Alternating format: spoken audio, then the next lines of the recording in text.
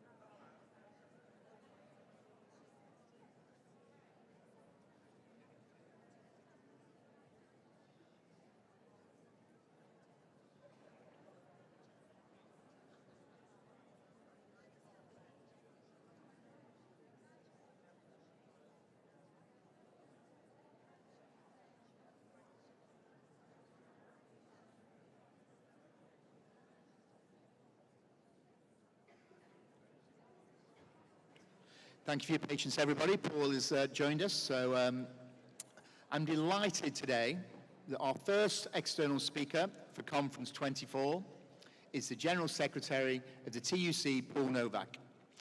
Paul represents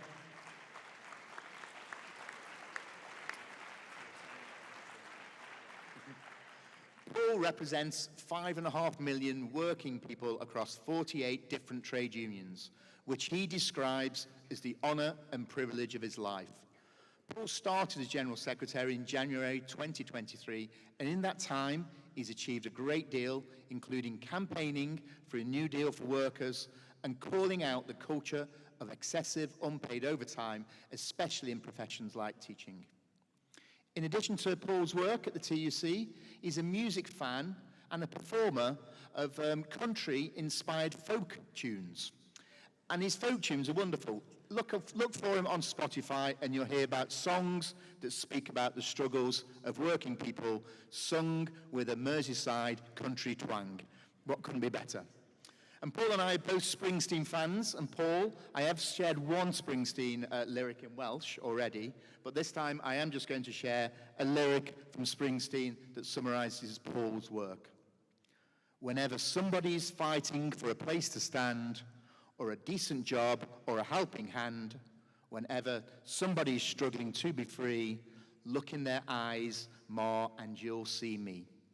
Conference, please give a warm NHT welcome to the Bard of Birkenhead, proud Evertonian, and the TUC General Secretary, Paul Novak.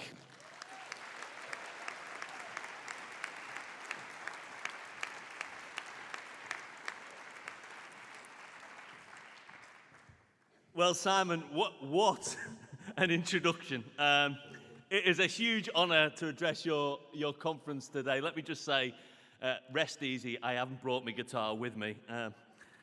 But it is a huge honour to be here, to bring greetings and solidarity on behalf of the TUC, our 5.3 million members, 48 unions, up and down the country. And it's school leaders, but it's also carers, factory workers, paramedics, bank staff, engineers, you name a profession, an occupation, they're all part of the TUC family. Millions of working people, all different occupations, different professions, different unions, but united by a shared set of values and a shared goal, which is to stand up and win for working people. So I want to start with a few words of thanks to Simon, not only for his fantastic introduction, but for the job that he's done since he became your president in September. And to Paul Whiteman for his brilliant leadership in the NHT, yes, but also right across the wider trade union movement. I've known Paul for, I think the thick end, Paul, of a quarter of a century. We both started in the trade union movement with a full head of hair.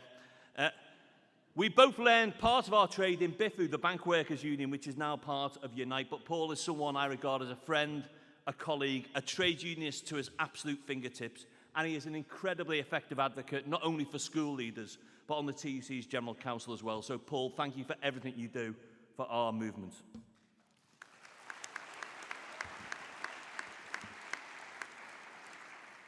I want to focus my remarks today, conference, on the state of education and on the TUC's priorities for the year ahead here in the UK, about the need to secure political change, about why we need a new deal for workers, and what we can collectively do to rebuild and build the trade union movement. But before I talk about the situation in Britain, I think it is important to reflect that we are part of a global trade union movement, a global trade union family, and we live in a dangerous and a volatile world. We have war in Ukraine, in Yemen, in Sudan, and elsewhere.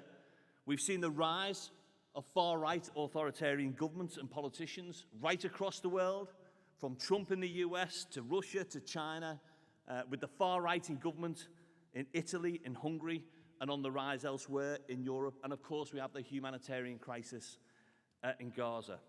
And by any measure, what we are seeing in Gaza is appalling. Indiscriminate bombing, children starving, civilians targeted. Just a few weeks ago, our sister trade union centre, the PGFTU, their headquarters was bombed. That's a trade union office, but it's also a bakery and a nursery for 380 children. I met the Palestinian ambassador a couple of weeks ago. He's going to address our General Council at the end of this month. But the TUC, as part of the global trade union movement, has been very clear ever since October the 7th that we need a return of all the hostages, we need an immediate ceasefire, a de-escalation of hostilities, and a recognition that the only route to peace lies in a two-state solution built on a safe and secure Israel and a safe and secure and free Palestine as well.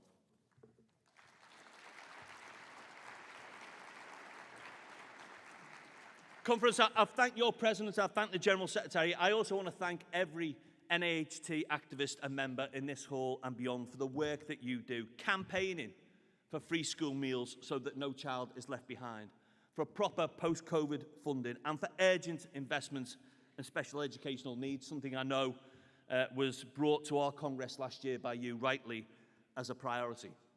Last year, Paul and I visited primary schools in North Tyneside, and I saw for myself the work that your members do alongside other educational professionals, not just the day job, but the work beyond the day job, supporting the kid who had to take his medication at school because social workers were worried his parents would sell it. The breakfast clubs, which meant children could start the day with a full stomach. And the schools making sure families had beds so the kids got a decent night's sleep before they went to school. Your members are at the forefront of defending our education system, standing up for students and for staff alike, and they are doing so in incredibly difficult circumstances. Austerity, cuts, the pandemic, all have taken their toll. 7 in 10 schools have less funding now than when this Westminster government came to power. Primary class sizes are the biggest in Europe. Secondary class sizes the biggest since records began. And England has one of the worst pupil-to-teacher ratios in the OECD. Now, in October, the Prime Minister said his main funding priority from now on will be education. You're going to forgive me a degree of cynicism, conference, when I say I'll believe it when I see it, because despite the rhetoric, The Office for Budget Responsibility says the UK government is actually planning real terms education cuts every year now until 2029, on top of £43 billion worth of cuts since 2010, and all made worse by an inspection regime in England that isn't fit for purpose. And on Ofsted, I think we should be clear, it is time for change.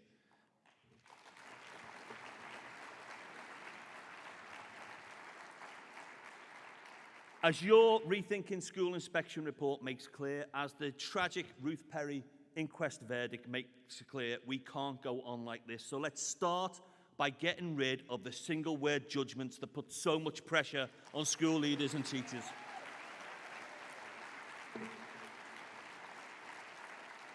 Whether it's inspections or cuts, we must demand the professional recognition, the dignity and the fair pay that Britain's school leaders deserve. Every child in this country deserves a good education, and to get that good education takes leadership.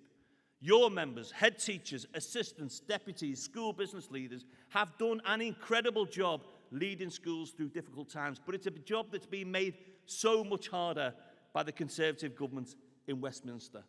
School buildings falling apart, pay driven down, teachers being forced out the profession, and during the pandemic, instead of supporting schools, they attacked and insulted the whole teaching profession. Conference, this Conservative government just doesn't understand the value of school leadership. Since 2010, pay for head teachers has been slashed by 20%, and that is pushing good leaders out of the profession. We can't go on like this. We need a Westminster government that respects school leaders and invests more in our schools so that every child can flourish. And my verdict on this Conservative government's record after 14 years is not a one-word summary, not two, just three. Must do better. That's the clean version.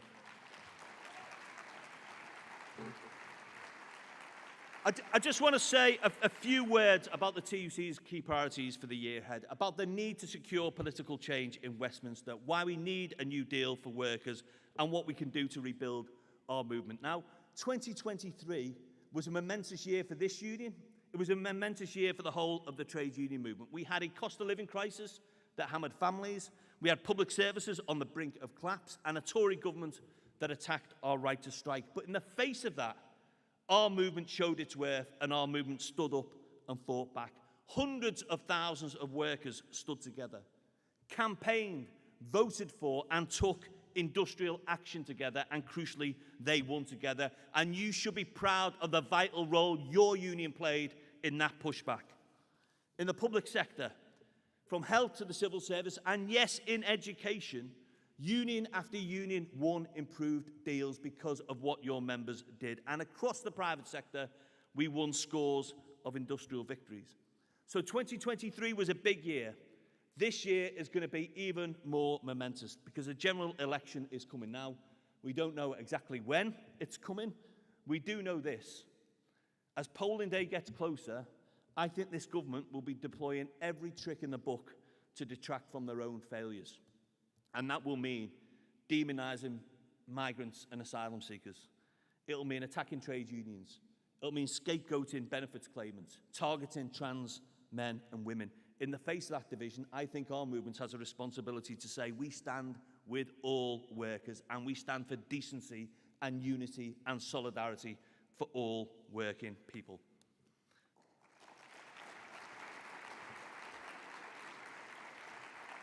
Those culture wars are a desperate attempt to mask the government's record on wages, on living standards and on public services.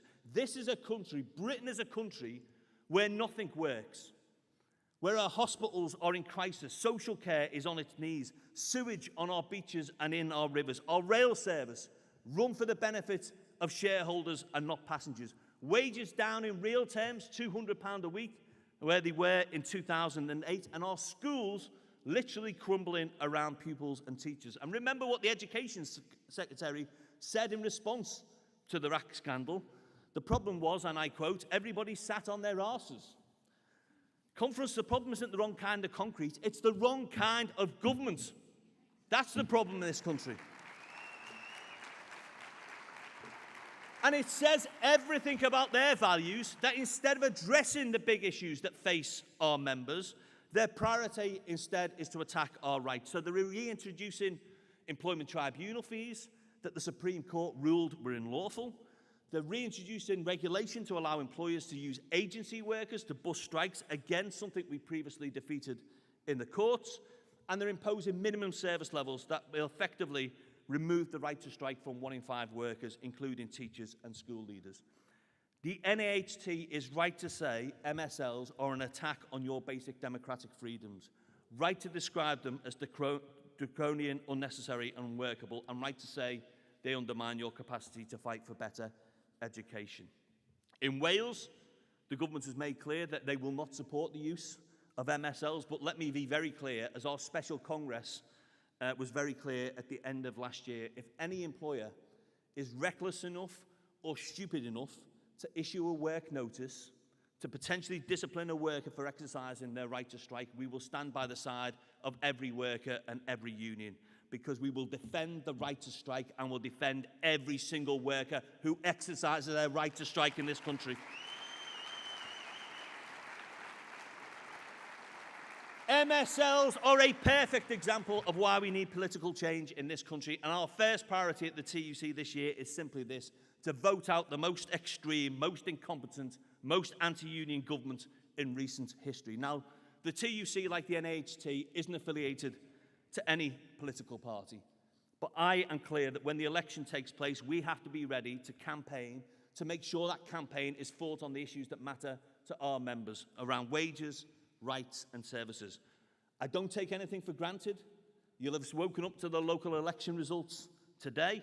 Labour may be well ahead in the polls, but it will take an historic swing just to get a majority of 1. But the prize, potentially, is very real. A government that will create a new publicly owned energy company run in the interests of the British public, that will bring back those failing railways back where they belong in public ownership, that's promised to deliver the largest wave of public sector insourcing in decades, and above all, a government that will deliver a new deal for working people, the biggest expansion of workers' rights, again, in a generation. So the second priority is not just a change in government, but making sure that Labour government delivers its new deal for workers in full in the first 100 days of a Labour government. Banning 0 hours contracts, banning fire and rehire, day one employment rights, giving unions new rights to access the workplace, new fair pay agreements, and repealing that anti-union legislation, including those minimum service levels. That new deal, though, has to be accompanied by a broader package of change as well. An economy that rewards work rather than just wealth, where we use smart industrial strategy to deliver good green jobs, where we have fair taxes, including wealth taxes that the rich can't dodge, and where we invest in the public services that we all depend on.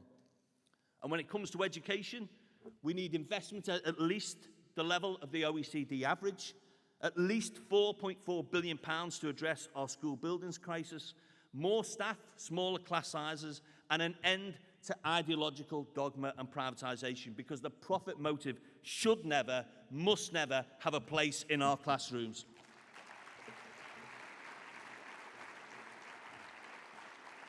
So, securing political change, winning the New Deal for workers, but also a third clear priority, because whatever happens at the election, all of us have to build stronger unions. We need a whole trade union movement like the NAHT that is growing, that is thriving, and that can win for workers. And that's a challenge, because last year, despite all of the headlines, despite all of the industrial victories, despite the campaigns, our membership overall in the movement fell by 200,000 members. That's just not sustainable going forward. I'm convinced the best way we can grow, the only way we can grow, is by making sure we are a more diverse, more inclusive, more representative movement. So we look and sound and feel like the people that we represent and aspire to represent. That means leading the fight for race equality and against racism. It means standing up and fighting for our disabled and LGBT+ members, and it means tackling the scourge of sexual harassment. And I'll say this, and this is a message to the brothers in the room, not just the sisters. We also have to make sure our entire movement is a zero-tolerance environment for sexual harassment as well, because our values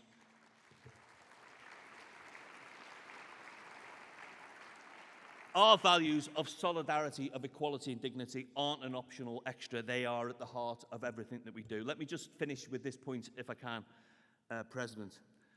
I mean, these have been tough times for many working people, for the people that we represent, for the people that you represent, for the teachers in your schools, for the support staff, but also for the parents and the families of the kids that you educate. Tough times, but I think we are also in hopeful times as well, because change is within our grasp this year. Not just political change in an election, but the prospect of economic and social change too. A chance to build a fairer, greener, more equal country. A chance to build a country where workers get decent pay for the jobs that they do, job security, where everyone has access to great public services, and strong unions like yours win good work for all each and every day. Let's take that opportunity. Let's build our movement. Let's win for working people. Solidarity Conference. Thank you.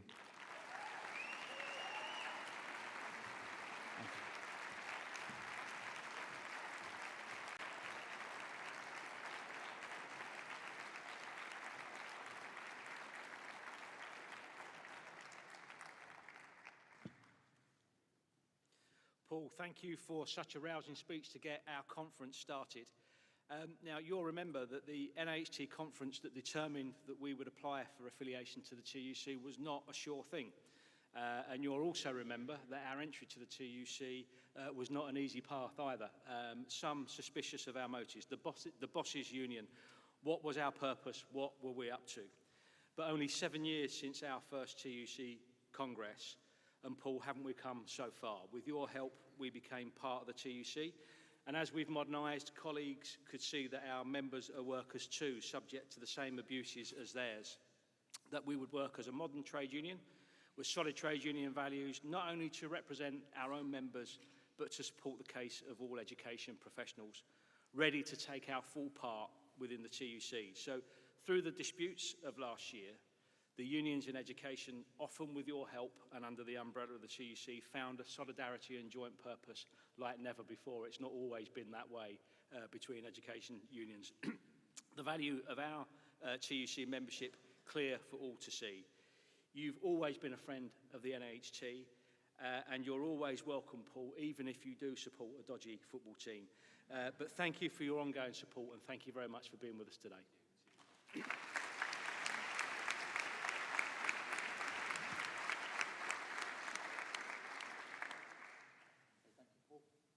Thank you, Paul. So, next item, it gives me great pleasure to invite our past president and a personal friend to introduce our new Vice President, Rachel Younger. Rachel will be taking over the presidency in September, and Andy's going to give her introductory speech. Thank you, Andy. Would you like to step up?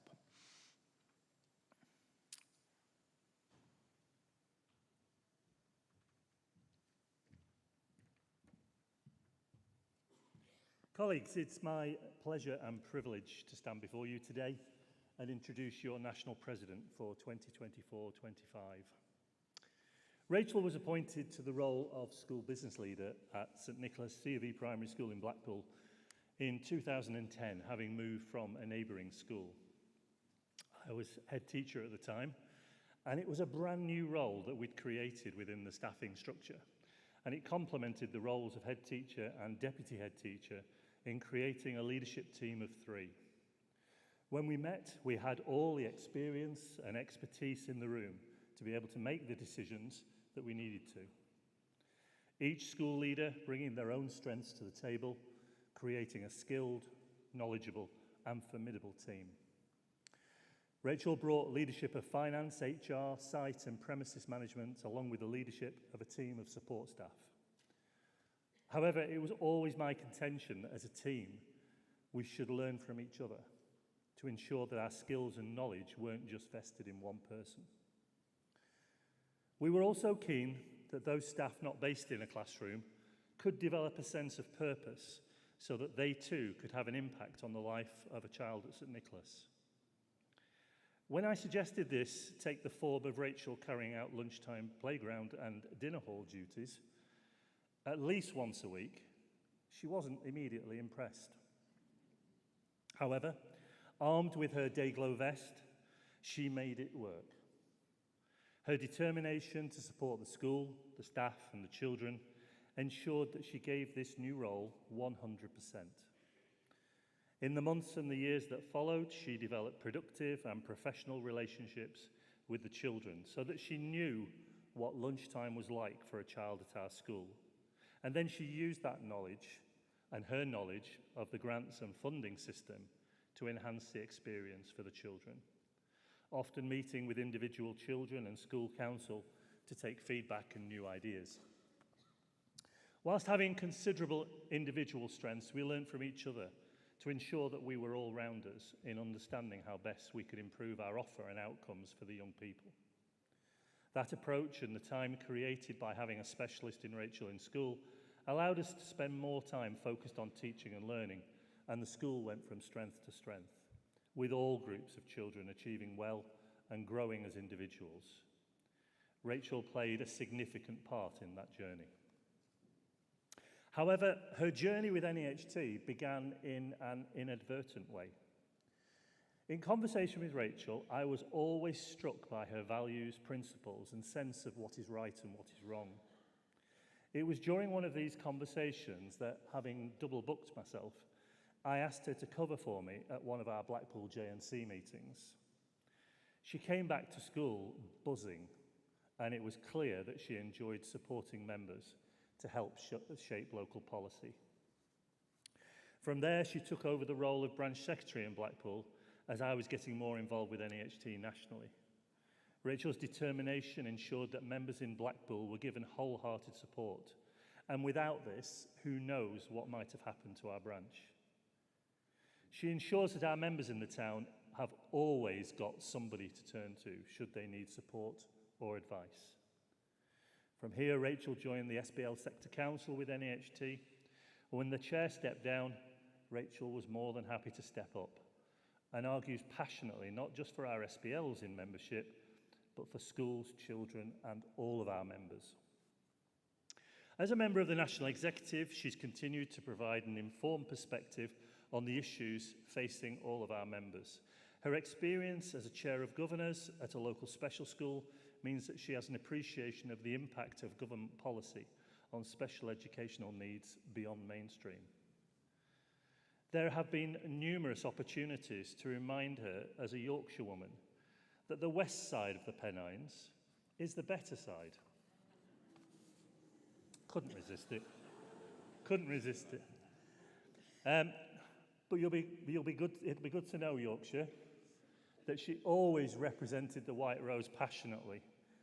Even now, as a naturalised Lancastrian, she won't like that term at all. But she's a formidable leader, driven by her principles and passion for schools, in fighting for a better future for our members.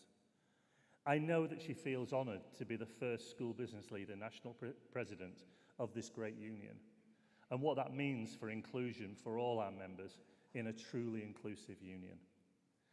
She's also fully aware of the challenges that the year ahead will bring, with hopefully a new government, and with it, a new approach and respect for schools and those working within them.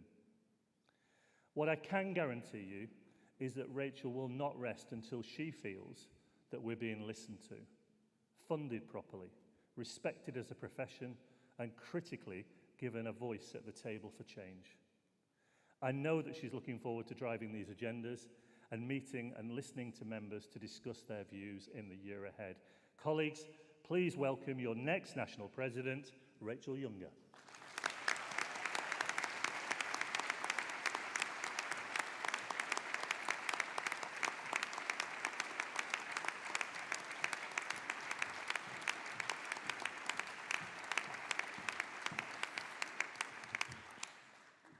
Right, I've been given a little box to stand on because I'm quite short. Bear with. Seriously. I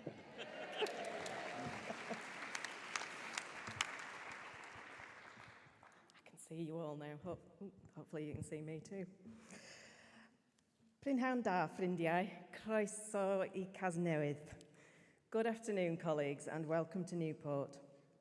Firstly, thank you for your introduction, Andy, and for introducing me to NAHT. Who knew back then that this is where it would lead? I'd also like to thank Simon Kidwell, our current president, who's doing a superb job during a very tough year. Simon, thank you for your hard work, your dedication and your leadership through these uncertain times.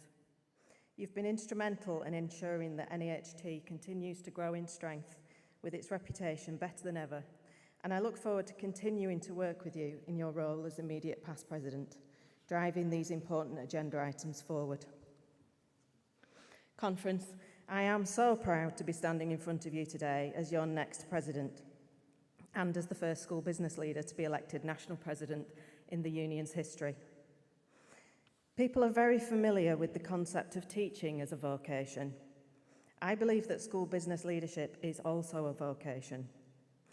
The knowledge and skills that school business leaders have could be put to very good use in any sector or industry, but we choose to work in education because we want to make a positive difference to the lives of children and young people.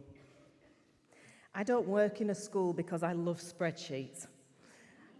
I work in a school because I love seeing children thrive, how our schools value each and every one of them without fear or favour, and offer them a place to grow, ask questions and have fun, while seeking to instil a love of learning that will stay with them for their entire lives.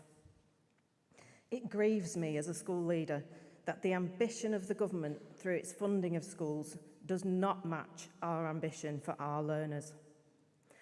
Our children are the future of a post-Brexit, post-COVID Britain and will drive the prosperity of our country in the medium and long term. Not investing in them now lets them down, lets the country down and betrays their futures. Let's face it, being a child in 2024 Britain is a tough gig.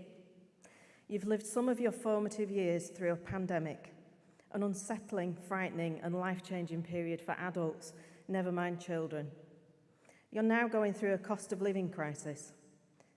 For many, this means weekly trips to the local food bank and trying to sleep in a cold house because it's too expensive to put the heating on. Any wonder then that children struggle to learn and that we have the highest levels of mental ill health that we've ever known. Yet again, we've been let down by a government who, instead of meeting those needs, wants to make it more difficult to claim the help that our children and young people deserve. Schools up and down the country are now feeding children, washing their clothes and meeting the shortfall in funding for agencies that previously supported families, such as health and social care. While schools are now frequently the front door for essential services, we should be funding these other agencies adequately to allow you as skilled professionals to devote your time to the core business of teaching and learning. An example of this is the outstanding impact that Sure Start Centres had. There is now considerable research evidence to show that Sure Start Centres had a profound impact on outcomes for children, but the funding for these was withdrawn, leaving schools to try to meet this level of need unfunded.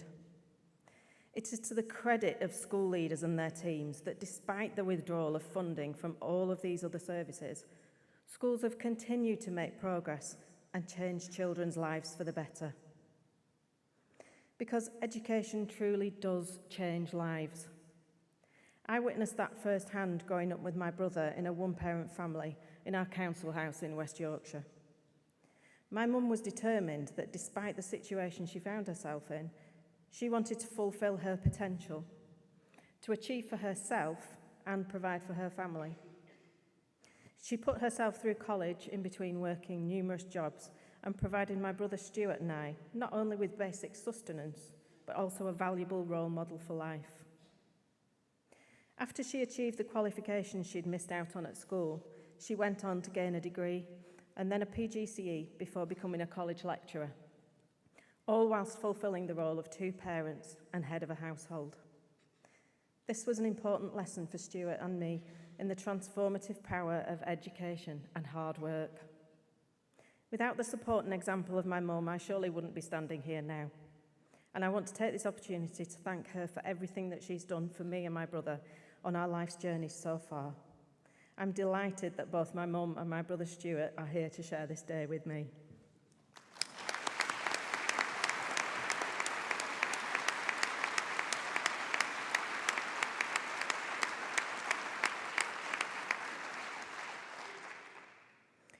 I first became involved with schools as the administrator at my son's primary school, combining this role with working 2 afternoons a week as a teaching assistant, supporting teaching and learning.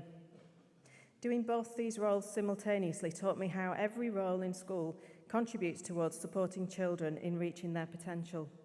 This was when I got the bug for working in education.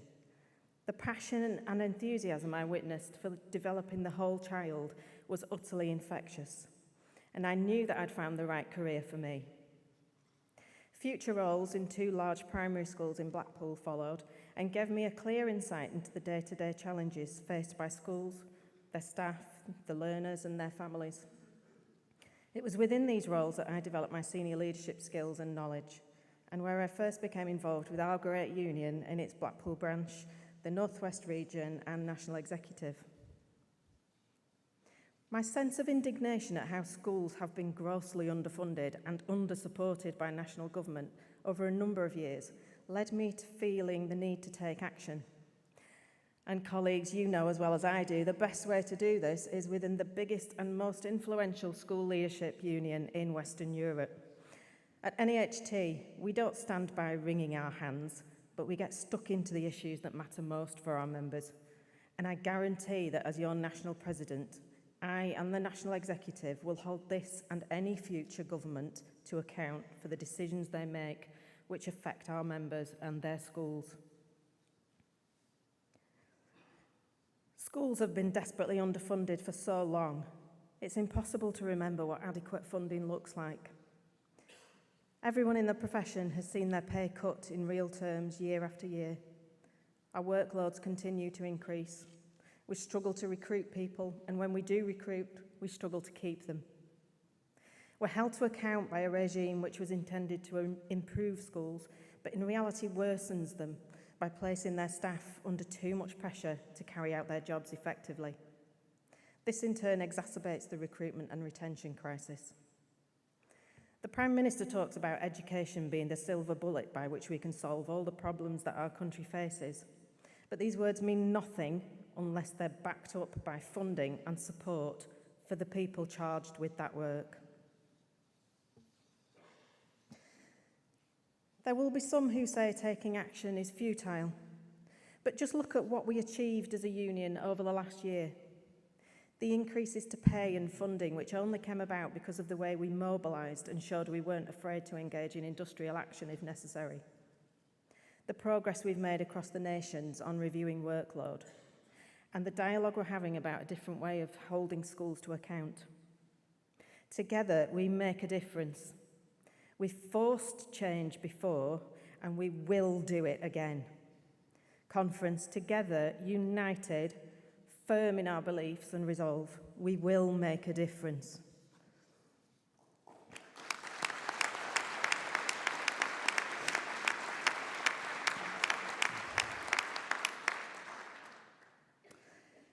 I've talked a little bit about my own background, and I'm sure we've all heard the sobering statistics about how significantly your postcode can affect your earnings, career prospects, and even life expectancy. Just last month, a report was published detailing how a young person from an affluent area is 6 times more likely to get into a top university than a young person from a disadvantaged area. That is not acceptable. Current levels of poverty are around 50% higher than they were in the 1970s. And despite the fact that we live in one of the richest countries in the world, 30% of our children are now living in poverty. That is not acceptable. And conference, a shocking 47% of children from black and minority ethnic groups are in poverty. That is just not acceptable.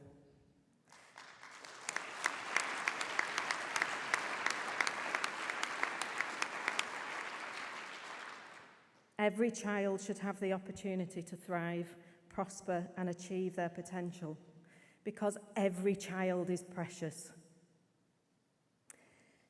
It is for this reason that I have decided that the President's charity for 2024-25 will be Buttle UK, who work to eliminate the impact of poverty and disadvantage to children. They are also a key player in the End Child Poverty Coalition. There will be an opportunity to hear from Buttle UK tomorrow evening at our gala dinner. I greatly applaud the work that charities like Buttle UK do, but the government needs to do so much more to eliminate child poverty. The levelling up agenda is so very clearly not working. A new strategy is urgently needed. The theme of this year's conference is For Their Future, and you will have seen that those 3 words precede all of our campaign priorities. These are important issues for us and our members, but the phrase for their future emphasises the need for these to be addressed immediately if the children and young people in our schools are to have the future they deserve. Firstly, inspection and accountability.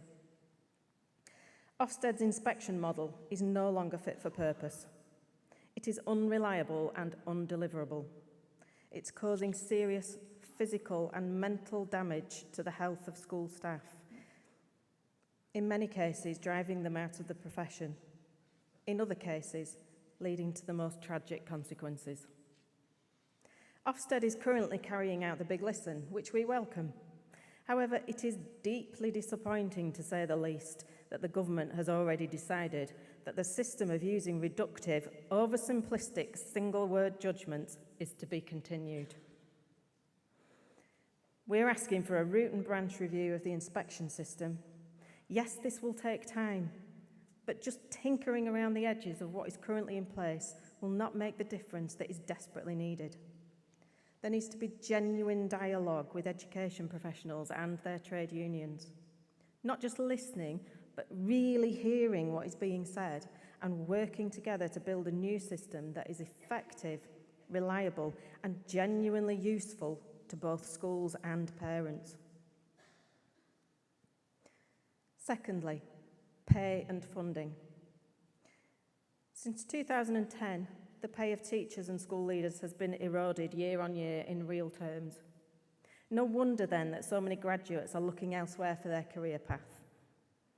This year we need a double-digit pay rise in order to restore pay to 2010 levels, and restore is the correct word.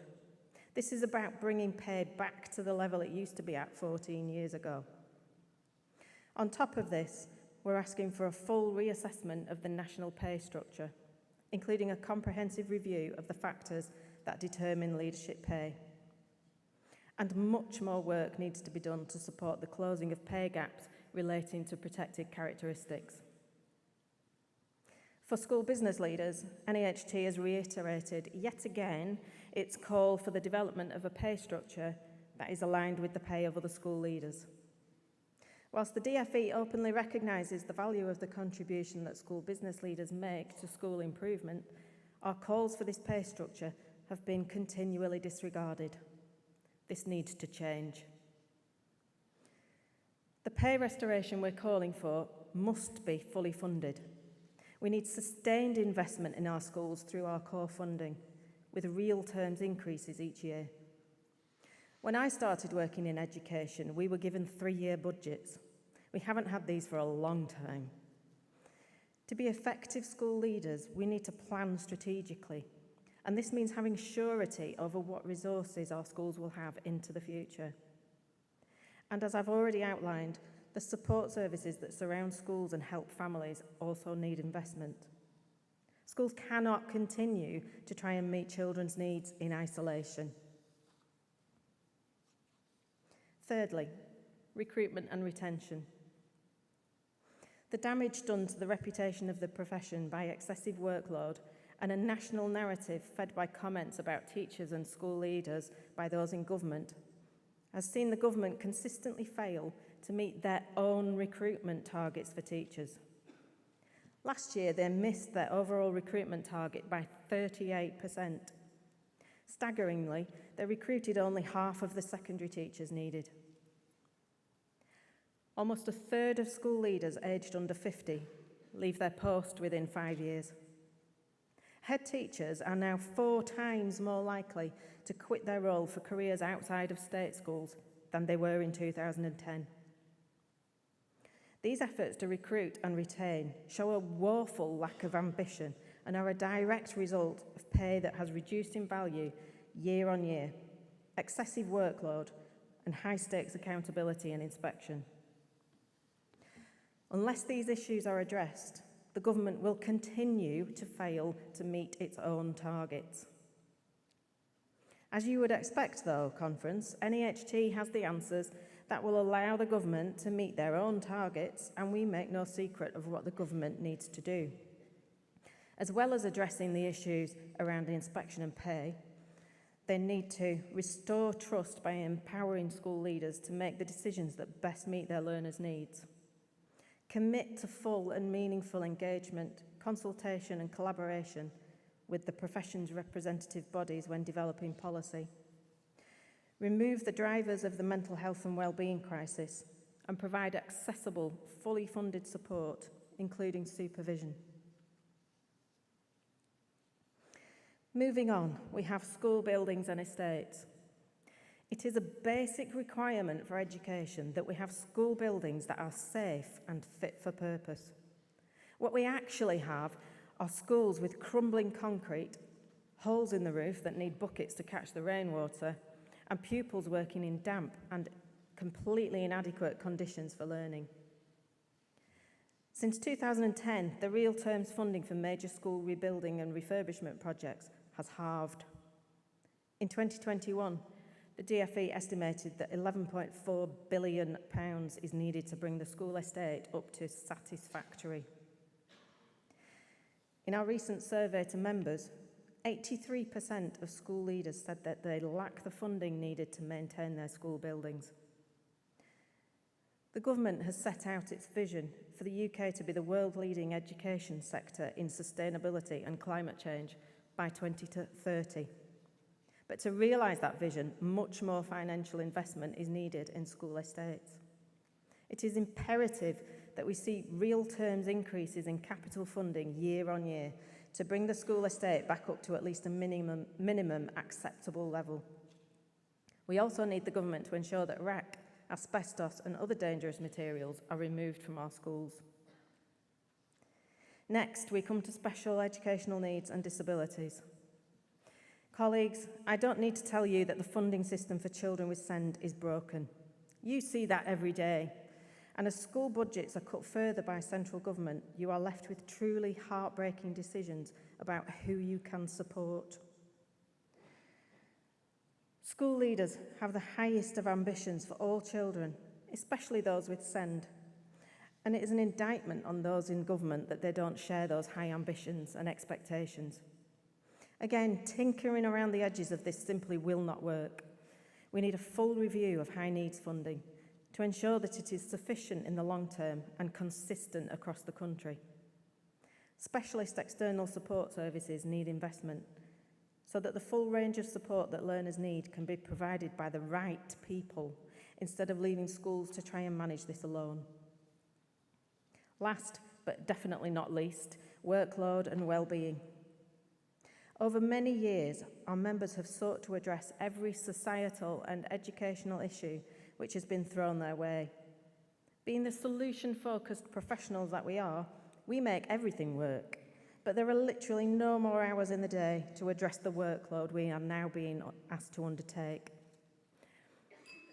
Underfunding of other external services has just exacerbated this, as without social care, mental health support and the like, our children and young people simply cannot learn. We can't keep trying to plug these gaps as our own workload is now beyond what is achievable. This unachievable workload has seen many of our colleagues become ill, and many are now choosing to leave the profession. Research has shown that almost all school leaders struggle to sleep at night because of the stress and worry caused by their jobs. Why should we, as professionals, be put in a position where we are being asked to prioritise our jobs over spending time with our families and over our own physical and mental health? No employee should be asked to do this.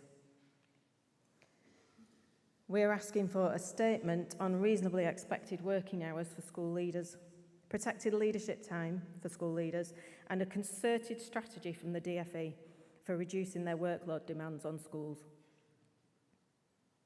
As we move towards an inevitable general election at some point in the very near future, it's paramount that we make the case for improvements in each and every one of these areas. I would urge you all to do 4 things. Visit NAHT's website to familiarise yourselves with the campaigns and the toolkits. Discuss the issues in your regions and branches. Get in touch with your regional organiser who can help you. And press your local MP for assurances in supporting our campaign priorities. Conference, we're going to have a great couple of days together. We've got some fantastic motions to discuss, and we'll be hearing from some more superb speakers. If this is your first time at conference, then I hope you have a great time and feel you'll be able to share your views with us during conference, and that you'll join us again next year. If, on the other hand, you're a seasoned regular, then you know the drill by now. Engage in the debates, reflect on what you hear from our guest speakers, discuss ideas with your colleagues, and think about how you can contribute to getting our message out there on the run-up to the general election. Colleagues, since we last met at conference, we've achieved and seen a level of political change that we probably felt was impossible. The year ahead offers us the opportunity to create an education system befitting of the professionalism of our members and of the young people that we serve. When we conclude our work here, I would urge you to return to your branches and regions, engage in our activity, and be the catalyst for the change that we all want to see. Thank you for coming to Newport, and I wish every one of you an enjoyable conference. Thank you.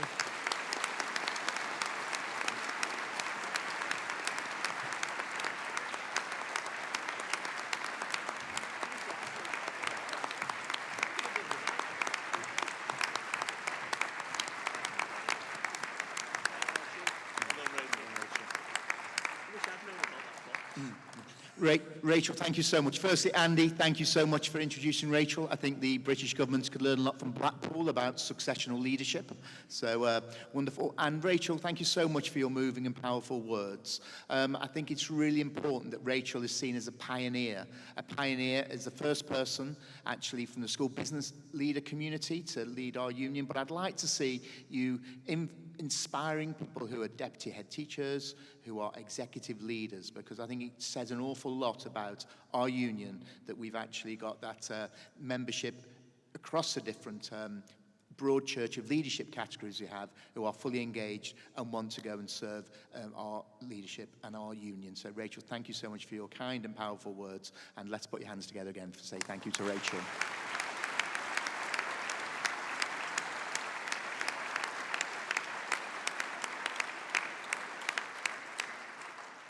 Okay, just before the end of this session, we do have a video from one of our sponsors, TIB Services. I'm intrigued because I don't quite know what TIB Services yet, so I'm going to sit and watch the video with you all. Thank you.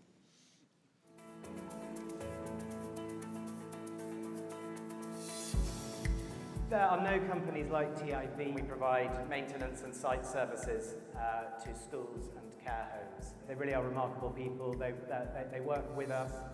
Because they really want to be there. They want to support the schools and they want to help people in their community. Also, we get feedback from every job and we check in with clients regularly, and that feedback is always outstanding. It's not just good, it is fantastic.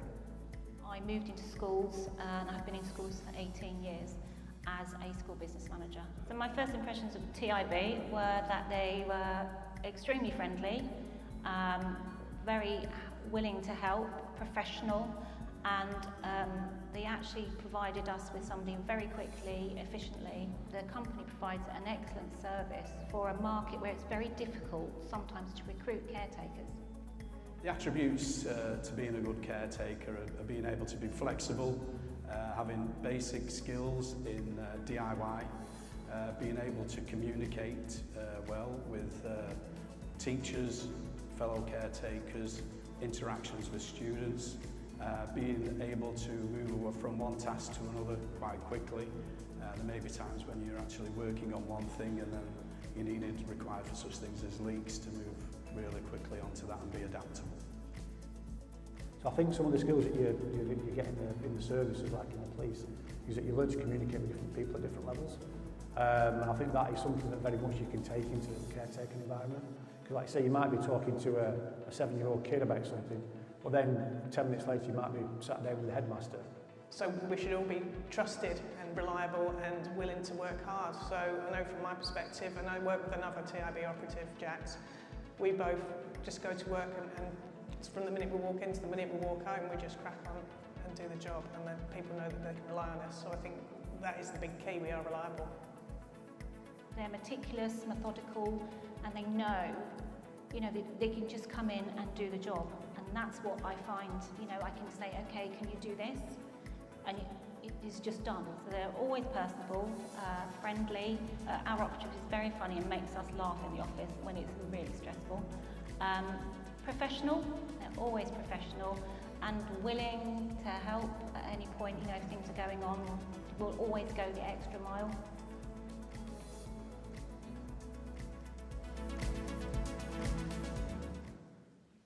Thank you. That's the end of our first session. So we are due to come back here at 4:10, where we're going to hear from our General Secretary, Paul Whiteman. Please take an opportunity to visit the exhibition. There's a fantastic exhibition out there. And we also have a QR code.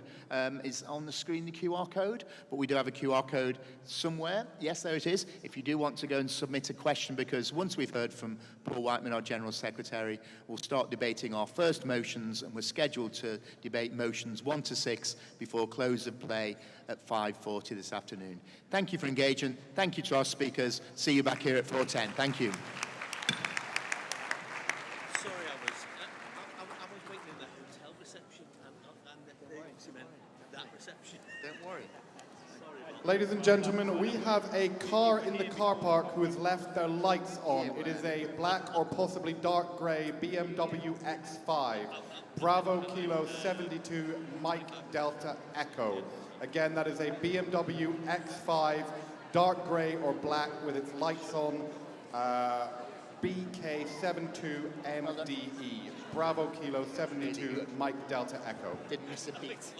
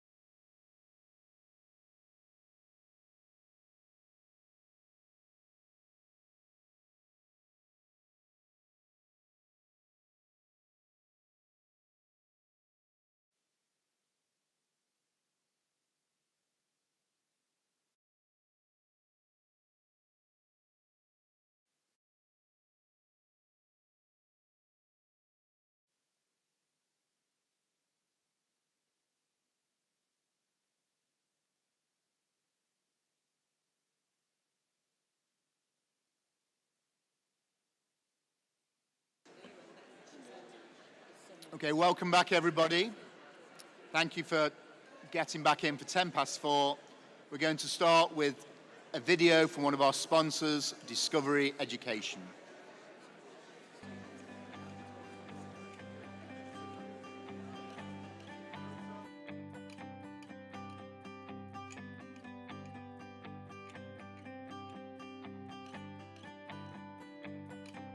Since we've introduced Doodle Maths to the children, their attitudes towards maths has really changed.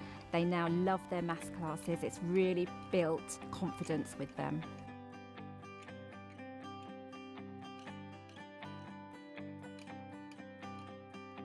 When I didn't have Doodle Maths, wasn't that good at maths, not brilliant.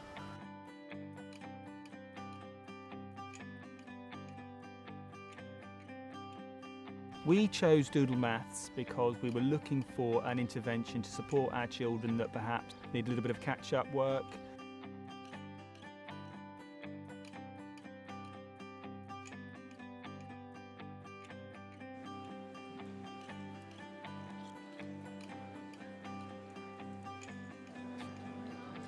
It makes me feel happy because then I get to learn new things and not struggle with maths when I go into lesson.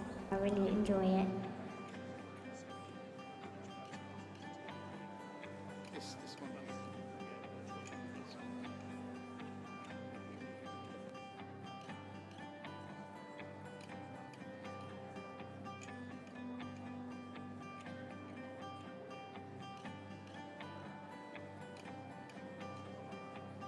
The impact we've seen from using Doodle Maths is for those children that in particular use it regularly and have got their long streaks and they keep themselves in the green quite often. We've seen their confidence increase in class because we know that they're going over some of those key skills regularly and also revisiting areas of learning they've covered previously.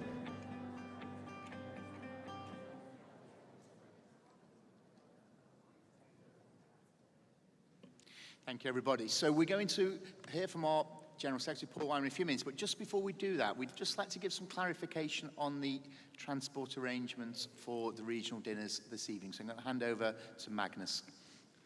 Thank you, President. Just to clarify about the transportation to the regional dinners tonight, coaches will be running outside to take you back to your hotels on a sort of rolling basis. Though that will start at 5 o'clock, but please don't leave the auditorium until the session is finished. And then those coaches will continue on a sort of rolling basis to take you from your hotel to the venue for your regional dinner.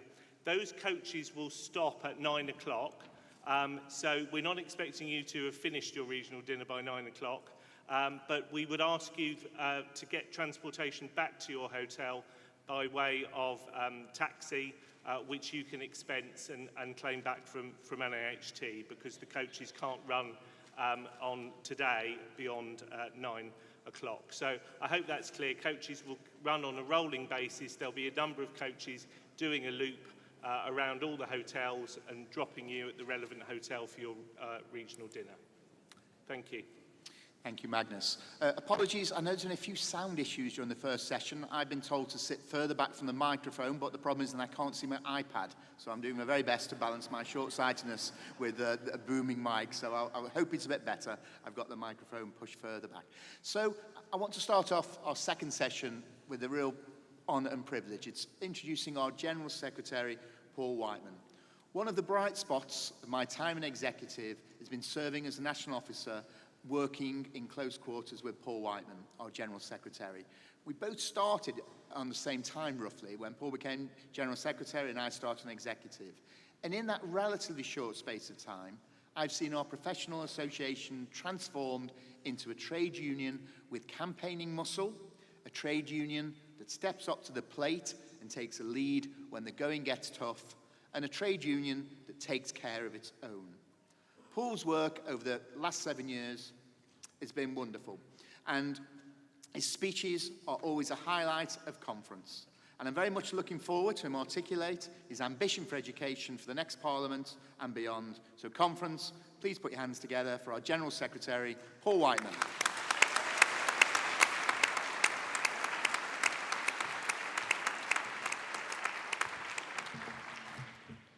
Good afternoon, conference. Thank you for that warm welcome and thank you for those kind words, Simon. My speech is the highlight of conference. No pressure there then. Let's hope this is a good one. Look, it's fantastic to see so many of you here, and I should say Prinhan Dar, and I hope I haven't offended the Welsh contingent with that pronunciation. I've been practicing that for about a fortnight, but I only realised that Borodar was wrong when someone told me yesterday that I'm in the afternoon, not the morning. But I'm delighted, genuinely delighted, that annual conference is here in Wales. It's been far too long coming to Wales, and it's an important reminder that NAHT values its members everywhere, and we will no doubt take a conference to Northern Ireland soon enough too. Now,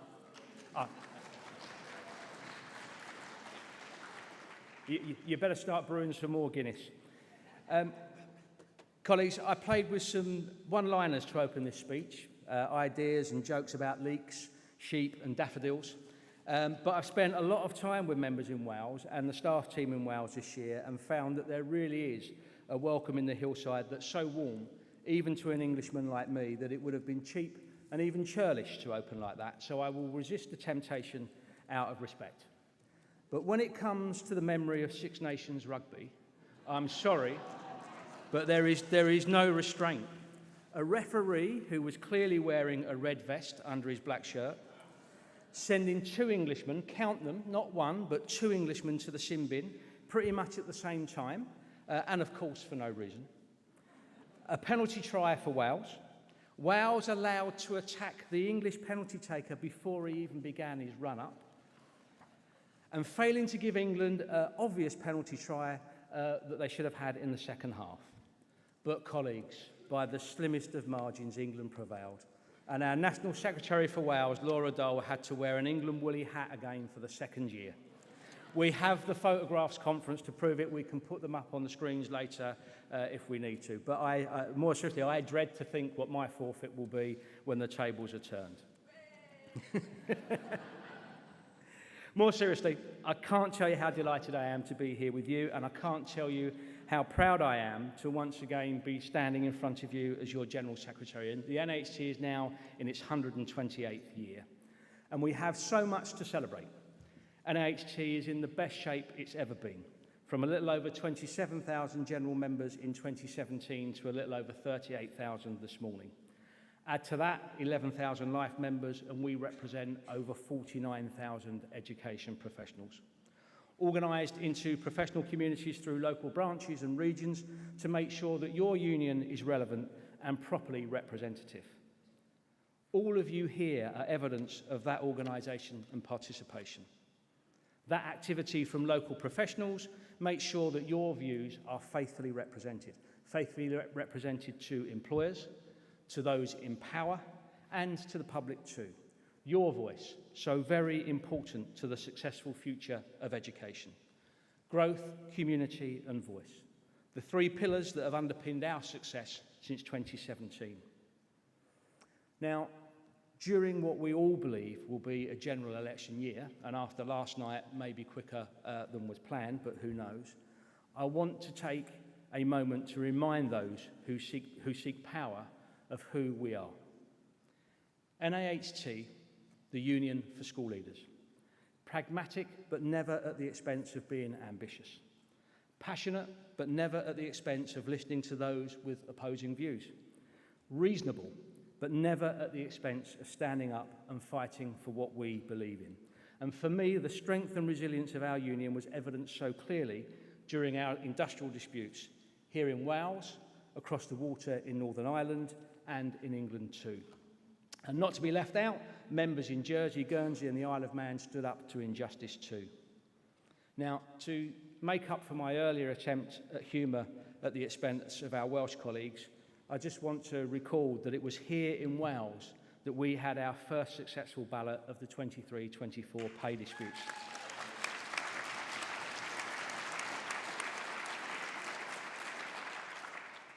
I pay tribute to members in Wales. You stood firm. I'm proud of you, and you should be proud of yourselves. Relentlessly reasonable education leaders, yes. But I warn all politicians, NAHT take their duty to the children and young people seriously, and they take their duty to themselves equally so. Take them for granted at your peril. They are experts immersed in evidence and not rhetoric. Engage with them. Don't just tick the box. Really listen to the expert advice that they provide. Persuade them. They are not resistant to good change. Do that, and NAHT members will improve your plans and ensure successful implementation. Ignore them, and they will stand up to stupidity. It's almost a year, colleagues, almost a year to the day actually, that in my speech to conference last year, I called on you to stand firm and to stand proud in the name of education. And didn't you do yourselves proud too? Across the UK, a combination of direct action, targeted campaigning and savvy negotiations were the key to our success, and our members were all at the heart of it. An incredible achievement. Now, remember, industrial action is the hardest thing to do, and it's always the last resort. But you did not flinch, and you did not waver. In England, Wales, Northern Ireland, you stood firm, and you stood proud in defence of education and in defence of your professional dignity too. We should take a moment to celebrate the solidarity of our members. Don't just give yourselves a round of applause, make a lot of noise and celebrate your successes of last year.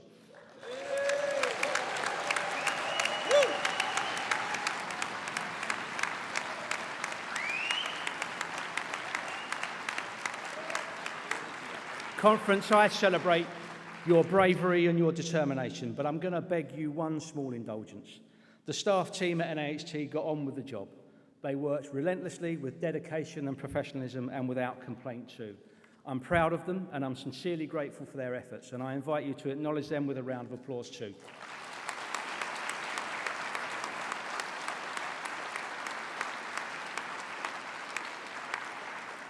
Now, I have no doubt that they're not going to let me off with such a cheap thank you. They're going to catch me at the bar later too, but it will be worth it. Now, if our work through disputes was the sum of our successes for last year, that would have been enough. But there's so much more. Pay and workload agreements now being implemented. Securing the removal of performance-related pay in England. Better relationships with the inspectorates across all 3 jurisdictions. We've played a leading role in achieving the consensus that SEND is broken. Not even the Westminster government has the brass neck to claim that's working. We have evidence beyond doubt that we have a real recruitment and retention crisis. Our evidence that teacher pay is too low and workload too high is beyond reproach. The toll on the health of the workforce accepted. We have evidenced the drivers of inhumane inspection and accountability systems that have resulted in tragedy and continue with the risk. And we have exposed the condition of much of the school estate that is absolutely shameful. What message? What message do we send to young people when we seek to educate them in crumbling buildings? Now, we are a union of leaders, and your leadership qualities have had a massive impact on our successes. Through your efforts, our collective argument is undeniable. But unlike schools, the country is crying out for good leadership. Currently, at its best, it's surreal, and at its worst, it's downright negligent. Time and time again, it's the teaching and leadership unions that need to convince government as to the value of investing in education. Where is our champion around the cabinet table? I was first elected to be General Secretary in 2017, and I've met 8 different Secretaries of State for Education in that 7 years. What chance progress with an average tenure of less than 1 year? Can you imagine the state of a school if it changed head every year? We wouldn't allow it, would we? Now, as you know, I don't like one-word judgments, but if the Prime Minister is the DfE's Chair of Governor, he needs to go away and have a word with himself. Remember his speech to the Conservative Party last year? He told us that education is the silver bullet. Education is the investment priority. No action on that yet. Another promise broken. Prime Minister, be a better Chair of Governors. Give the DfE the resources you promise, the support the profession needs, and then get out of the way. Now, in my school analogy here, Gillian Keegan is, of course, the head teacher. Now, to be fair to Gillian, she is the longest serving for quite a while. I do not... I didn't expect to giggle at that one, but I suppose it's worth it. I don't doubt her commitment, and I don't doubt her determination to her task. We often disagree, but our dialogue is valuable. But I suspect the election manifesto for government is pretty well cast. But Gillian, you are the profession's champion around that cabinet table. Children need you to be successful in making the case. For the best part of 15 years now, schools have been treated as though they're the sideline, a niche portfolio to be considered once populist talk on immigration, polarised views on trans rights, and removing the right to protest have all been exhausted. And let's not forget removing the right to strike while we're about it. The effect of such neglect on our schools has been pernicious. If political parties think that the electorate haven't noticed or simply don't care, I strongly suspect they're all going to have a nasty shock during the election campaign. So I appeal to all of our politicians, raise your game out of the gutter of smears, misdirection and the creation of division simply to win a vote. Instead, have vision and put a compelling proposition to the country. Don't simply be less bad than the others. As we meet here in Wales, the birthplace and home of one of the UK's political giants, I make that appeal. Nye Bevan, a politician with vision and determination, demonstrating the use of power not for its trappings or for its own sake, but for the good of the country. A transformative vision for a health service that even after 70 years we value more and more each day. Where is the modern politician that will have a similar level of ambition for the nation's children and young people? Who will create an education system that the whole country will value in the same way they value the NHS? Who will promise an education settlement that goes beyond talking big and actually delivers great things for the future of this nation? If Gillian comes up short, will it be Bridget that can persuade her party of the case to satisfy the country's need? Whoever it is, we will be undeterred because educators care in their hearts. We are going to keep on banging the drum and making the case for education. We're not going to go away. NAHT, fiercely politically neutral, but we won't hold back on our expectation or calling it out when political leaders get it wrong. The prospect of a general election brings with it new opportunities. And my message to the electorate is to demand radically ambitious plans for education. It's not a drain on the public purse, but an essential and urgent investment in the nation's future. If you're serious about building a better future, then you need to start with schools where futures are created. Schools are some of the country's most successful institutions, and that's largely due to the talent determination of our members and their staff. So why not build on this? Why not aim to truly make our schools the very best in the world? It needn't be a pipe dream. Just take a look at some of the amazing work taking place in our members' schools. I see it every time I visit them. Incredible people getting incredible results with incredibly little resource at their disposal. Now just imagine. Imagine what they could do if their wings weren't clipped. Imagine school leaders and their teams realising their goals and helping children thrive in safe, well-maintained environments with the best resources and technology. Imagine a profession that offered graduates the promise of a competitive salary, a sustainable workload where progression to leadership was a truly attractive proposition. Imagine if all of the services orbiting schools, such as health and social care, had resources and capacity to support every child who needed it. And imagine a system of school accountability which supported the people who run schools to be innovative and brave instead of being hobbled by narrow definitions of success. And the amazing thing, colleagues, is none of this is by any means unachievable. It's all well within the grasp of the next government, and all it would take is vision, a little political bravery, and proper investment. Proper investment for proper reward. Our politicians spend a lot of time viewing issues through a fiscal lens, and the return on investing in education is a no-brainer. So I agree with the Prime Minister.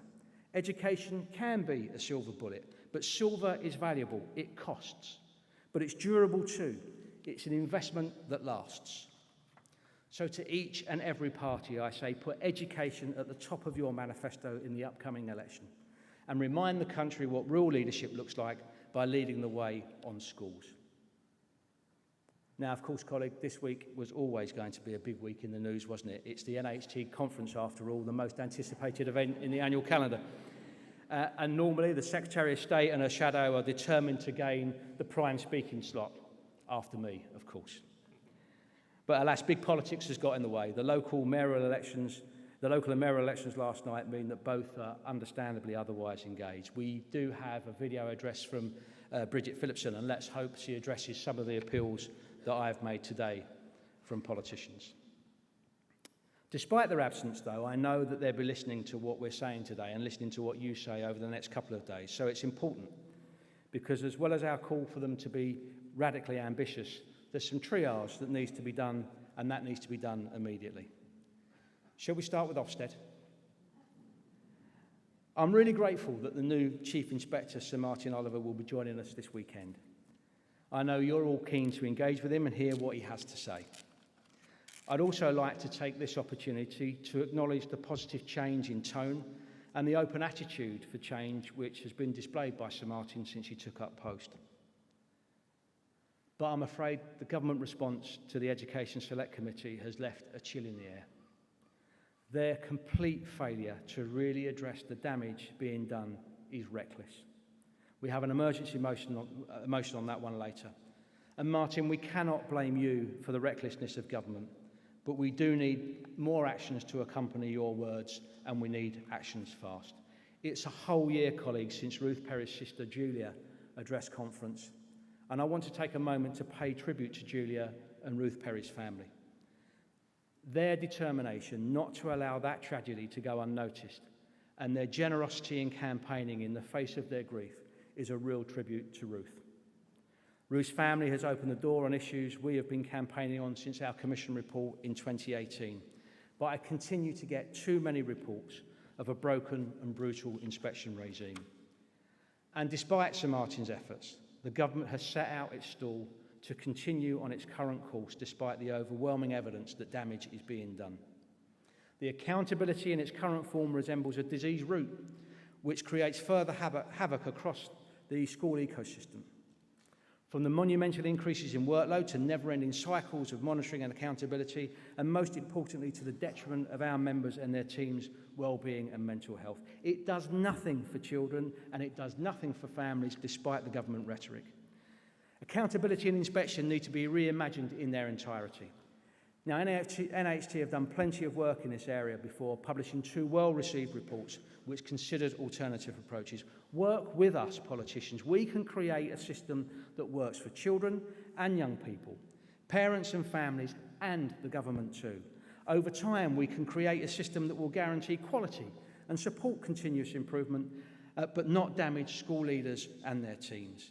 But that relief is needed immediately. The nation cannot afford to continue to hemorrhage experienced teachers and leaders. So the immediate changes. Right now, let's scrap single word or phrase judgments overall. Let's just get rid of them. Provide a short written report, yes, simply setting out the school's strengths and achievements and priority areas for development. Replace punitive intervention measures with genuine support for those requiring improvement, and get rid of performance tables. Let's design an accountability system that's fair, proportionate, and humane.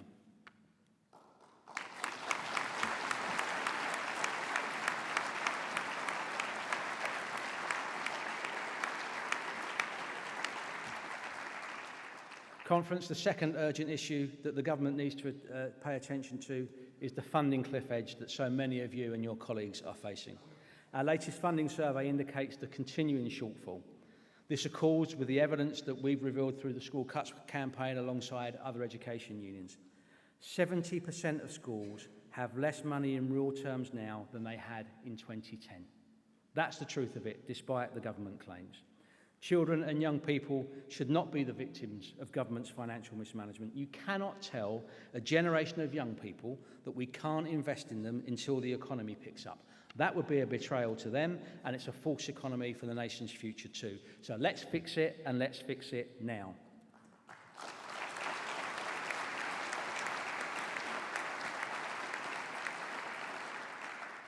We also need to talk about the state of the school estate.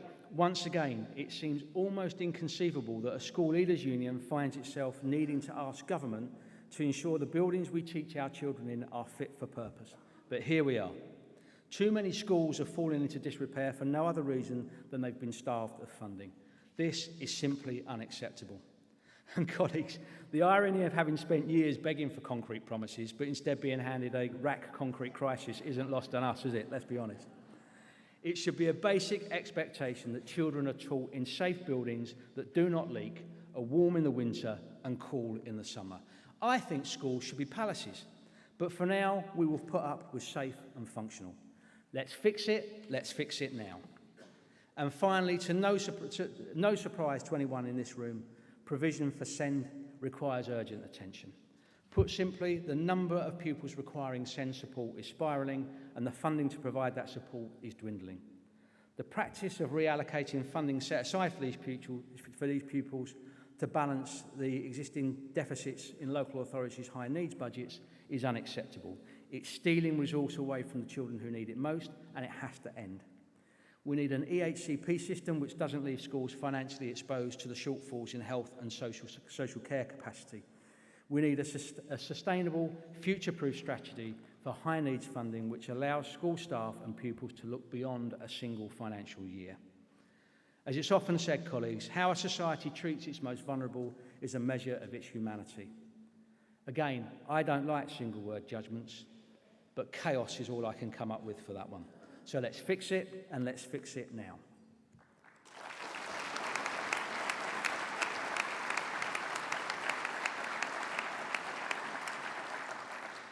Colleagues, in her speech earlier, Rachel Younger spoke of NAHT's priority campaigns for this year, which also gave rise to the theme of this year's conference, For Their Future. Like Rachel, I'd urge you to read through the campaign aims, which cover inspection and accountability, pay and funding, recruitment and retention, school buildings and estates, special educational needs and disabilities, and workload and well-being. Our expectations are clear.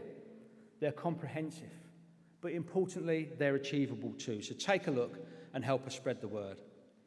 Speaking of Rachel, I'd like to congratulate you on your election to President. I look forward to you taking over from Simon in September. I've known Rachel for several years now, and I know her to be principled, focused, and incredibly passionate about both the union and the profession. Our first SBL President, absolutely demonstrating that our ideas for change and success are driven as much by clear-eyed financial and practical management as they are by pedagogical ambition.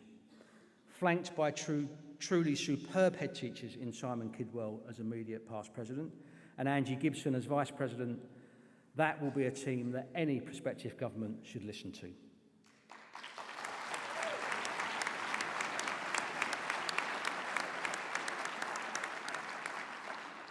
I'd also like to echo Rachel's comments about Simon, who's been an absolute star over the last year. His energy and commitment to the role have shone as bright as his smile, and he's been able to articulate our arguments superbly throughout all his engagements with the press. Thank you, Simon, on behalf of your fellow members, and a personal thank you from me too for your support, friendship and humour throughout what's been a really tough year.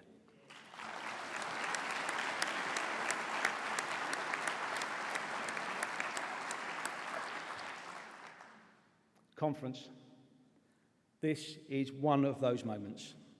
We might not yet know when it's going to fire, but we are staring at the general election starting gun. This is a huge opportunity for us to share our stories with the public and to build a body of support so strong that the case for education simply can't be ignored. This is the moment. So organise your branches, connect with your colleagues from around the regions, amplify the messages that we're sending to those fighting for power. This is the moment. So talk to parents at your school, share your stories with the local press, collaborate with other community groups. This is the moment. So tell your local parliamentary candidates to be truly ambitious for young people.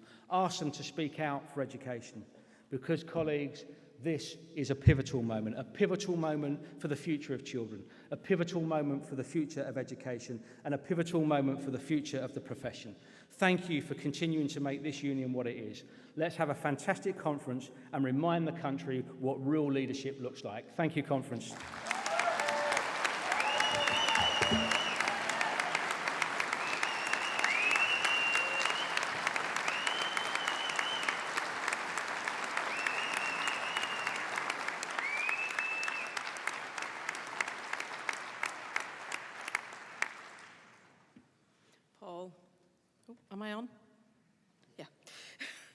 Paul, on behalf of all our officials and all our members across the nations and Crown dependencies, I'd like to thank you for your continuing inspirational and truly untiring leadership of our union.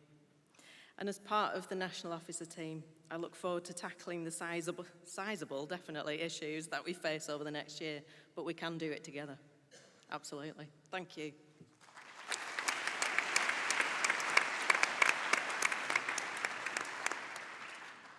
Okay, before we move on to our debate and policy session, we do have a video from Bridget Phillipson, and the last 2 years we've heard from Bridget, and she's been formulating those ideas around what's going to happen, so I look forward to hearing the video. But it does remind me of a quote that my friend Dave Woods taught me a few years ago from the West Wing, that decisions are made by those that show up. So thank you for showing up today. It's good to have Bridget virtually, and we understand the reasons why, but we hope we do have whoever goes and serves in the next government, we want to make sure they're in the room making decisions with us. So let's play that video.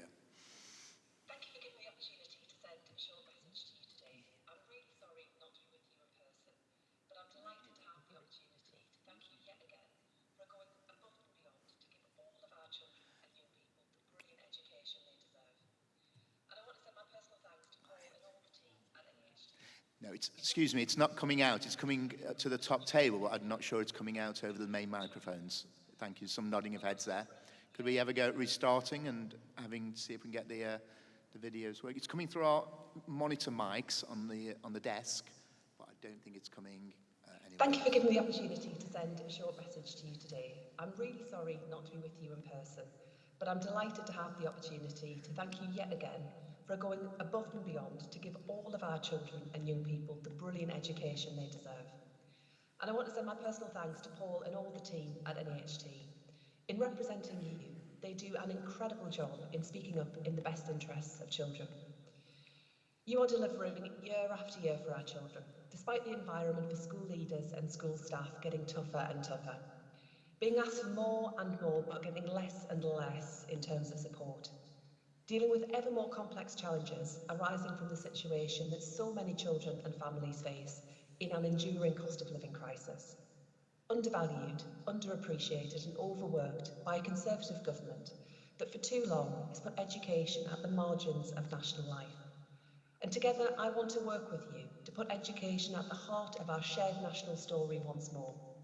Because education is critical not just to the society we are, but to the future that we build together. That ideal is central to my politics and central to Keir Starmer's vision for our country. Reforming education is at the core of one of the 5 missions for government, to break down the barriers for opportunity at every stage and for every child.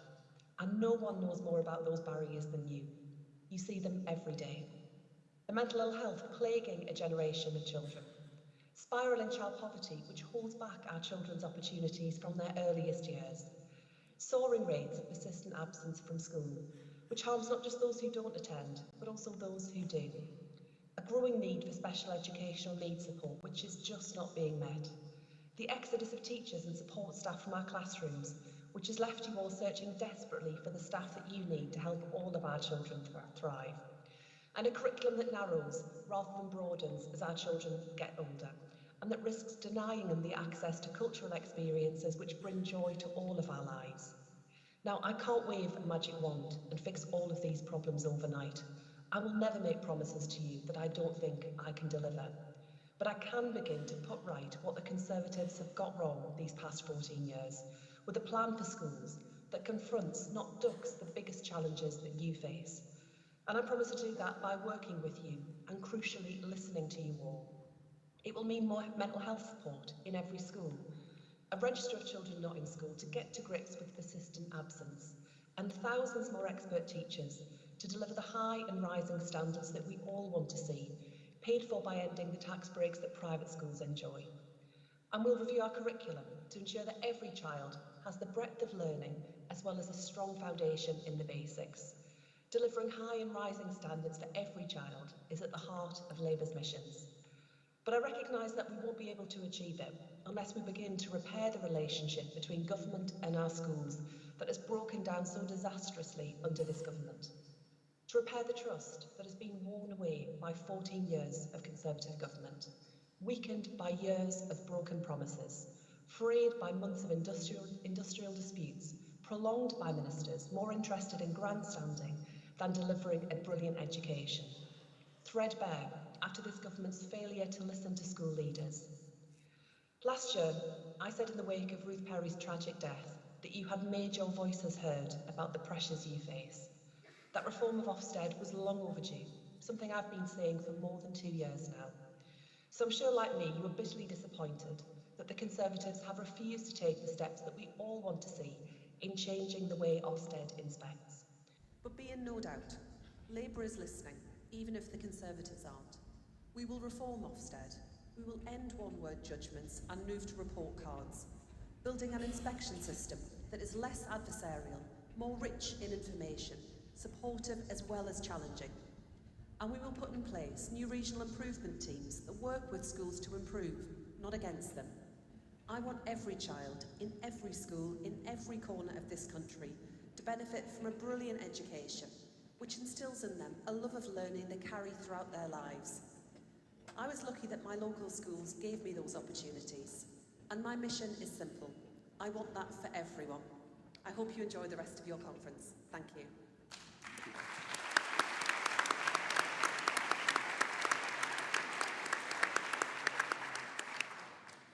Okay, thank you very much. So we're now going to move on to our debating and policy session. It's going to finish at 5:40. We've got 6 motions planned, but just before we go into that space, we've thought very hard and reflected on last year, because we realised some of the motions last year were very triggering and emotional for delegates last year. So we do have wellbeing space if you go up the escalators and turn left, and that's being manned by a member of staff. So please do go and take some time out if things do become emotional during the debates and the policy session. We also have our signers over on the right. We've got Sam and Jackie, who are doing a wonderful tag team of interpreting.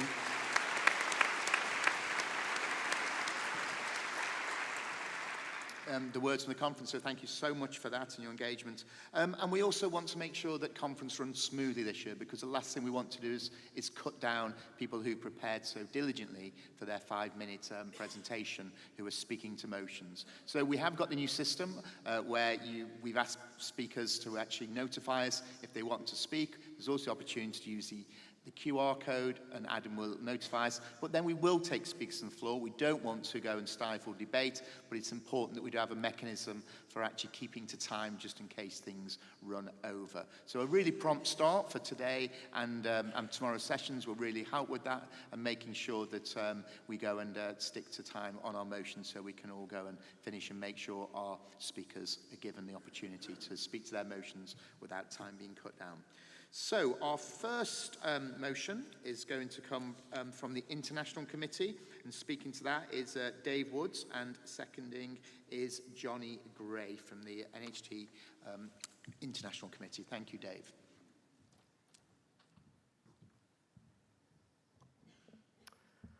Comrades, brothers and sisters, I've been a proud trade union member since my first part-time job at age 16.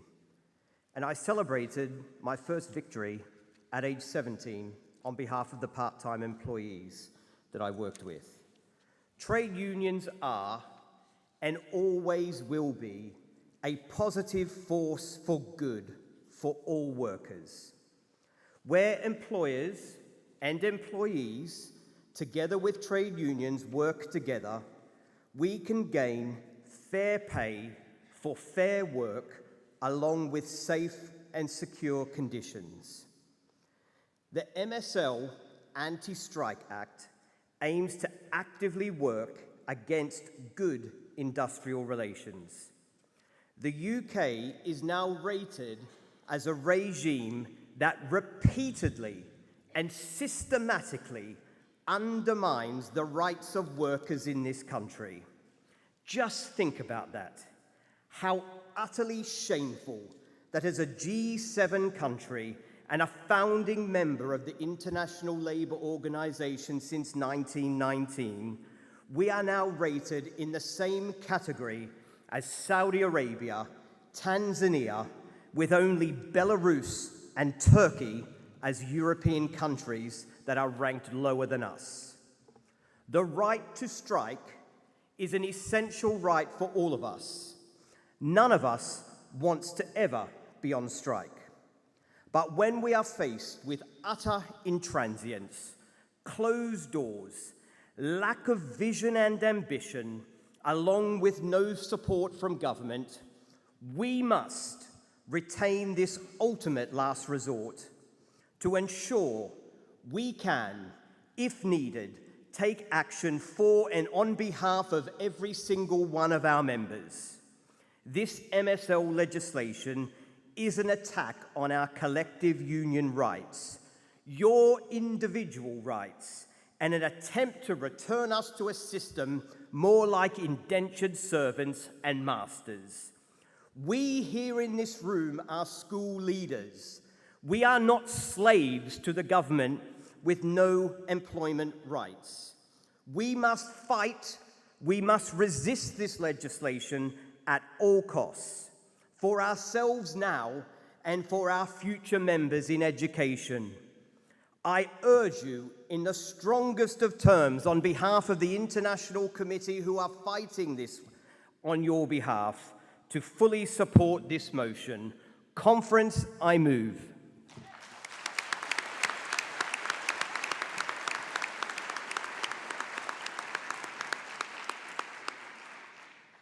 Conference, comrades, the right to peaceful protest has been the right of every democratic nation around the world. To have that right removed is tyranny and be called no other.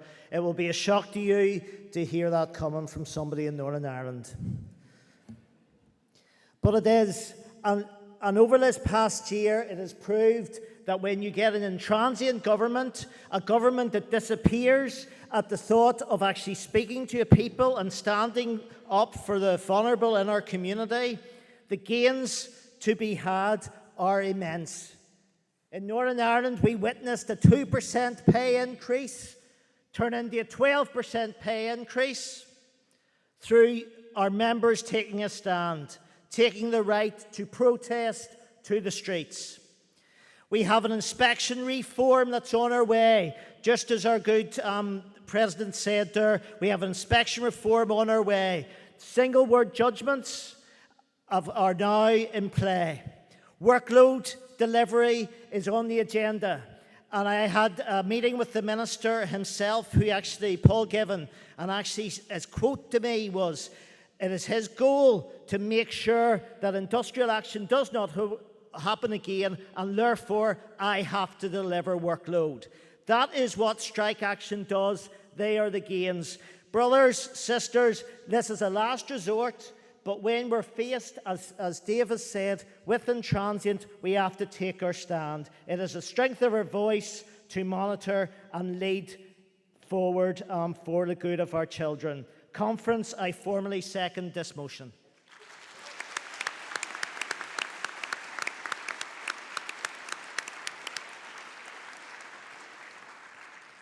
Thank you, Dave. Thank you, Dave and Johnny, and thank you for sticking to time as well for the first motion. That was wonderful. So we're now going to give an indication. We met with National Executive last night, and we went and discussed each motion, and National Executive support this motion. So that's something that is new for this time. So we'll be indicating after each motion whether a National Executive supports it, supports a reservation, or doesn't support the motion, or hasn't made a decision or made a comment on that motion as well. So National Executive, support this motion. I'm now going to, we haven't had anybody who's indicated they want to speak to this motion from the microphone. We've had nobody on the QR code, so if anybody does want to speak to this motion, then you can come to the microphones which are in the corridors and these central areas. So I can't see anybody who's come up. So we will move to a vote. So all those in favour of motion number 1, please raise your hand. And those against? Okay, that's carried unanimously. Thank you very much.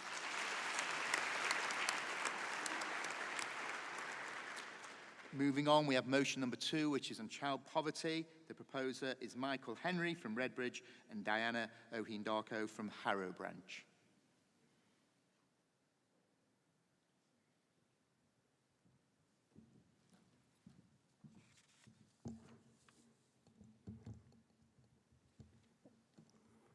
Good afternoon, conference. My name is Michael Hedry, branch president at Redbridge, and I'm a head teacher of a primary school there. First time speaking. Thank you.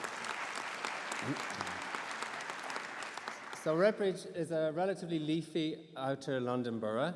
It doesn't score high on the deprivation index in comparison to many others, but it's a borough of extremes, experiencing rising house prices and rent prices. 1 in 6 children in Redbridge are living in poverty, and when you take our population into account, we have the highest proportion of households living in temporary accommodation in the UK. At the end of last academic year, my staff said goodbye to a Year 6 child, recovering from leukemia, recently discharged from hospital, to discover that her family had been evicted while she was in there and rehoused in a high-rise flat with a broken lift. This year began with another Year 6 child and her mother, both victims of domestic violence, phoning us one afternoon from a bus shelter in the rain, with all of their worldly belongings, having moved from refuge to hotel to hostel, with neither local authority involved taking responsibility for housing them. We ended up paying for a hotel for the night, driving them there, and sourcing food and furniture when they were eventually rehoused.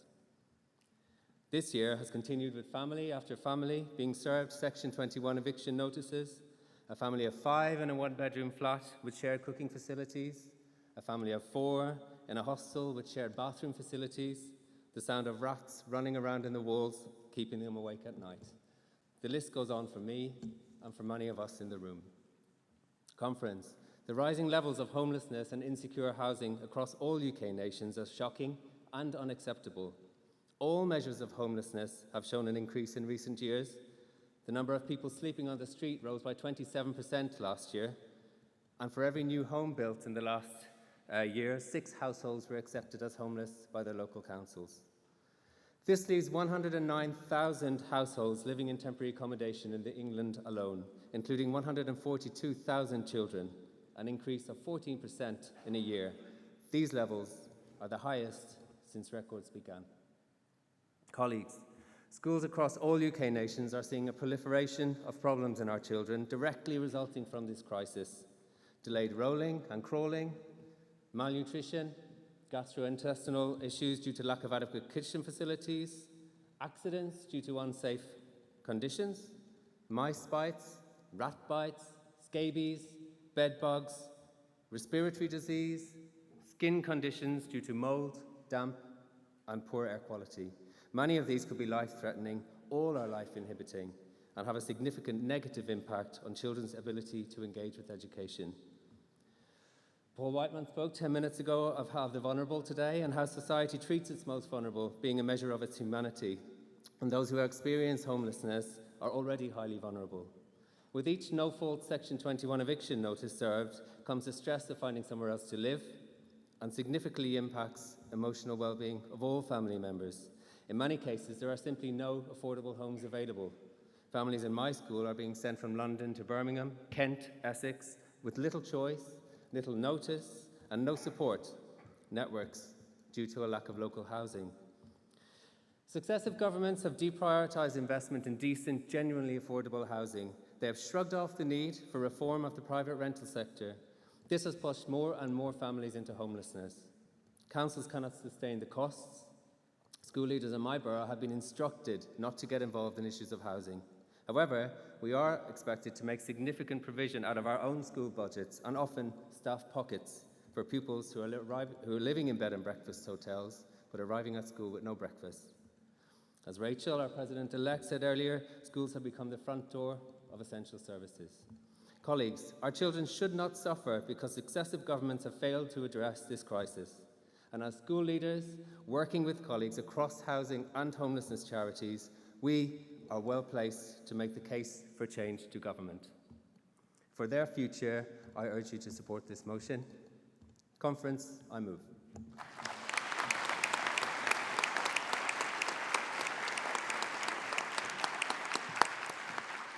Conference, I formally second this motion.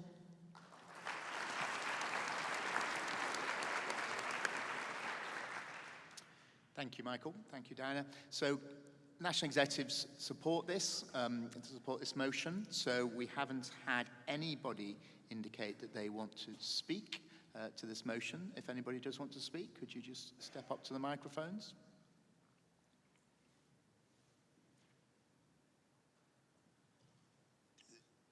Is that somebody stepping up?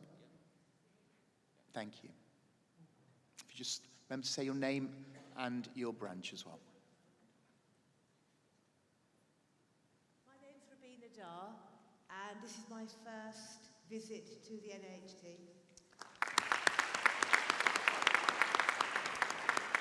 And I suppose I'm like many in this room, get up, go and do the day job, come home and enjoy what you do, but I have to say that aligns with what's just been said. What kind of society calls itself a civil society when there's a beggar at every traffic light on my way to work? And you stop and talk to these people and you ask them what their experiences are. Where do they sleep? In the tent over there. So I go looking for the tent, and then I say, shall I take you shopping one day? No, because I can't cook. I have no cooking facilities. We need to be forcing the issue because this is not the way that a G7 country treats its citizens. A civil society tackles these kinds of issues, and they are impacting on families. So I will second this, and I think it's fantastic that someone actually said something about it. Thank you.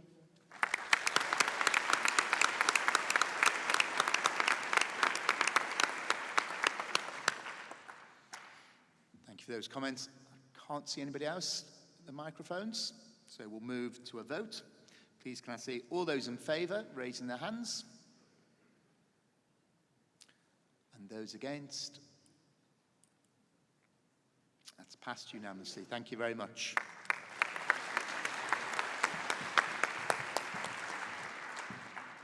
So we're now moving on to motion number 3, which is curriculum and statutory assessment and qualifications. Proposer is Graham Frost, and the seconder is Tony Dolan.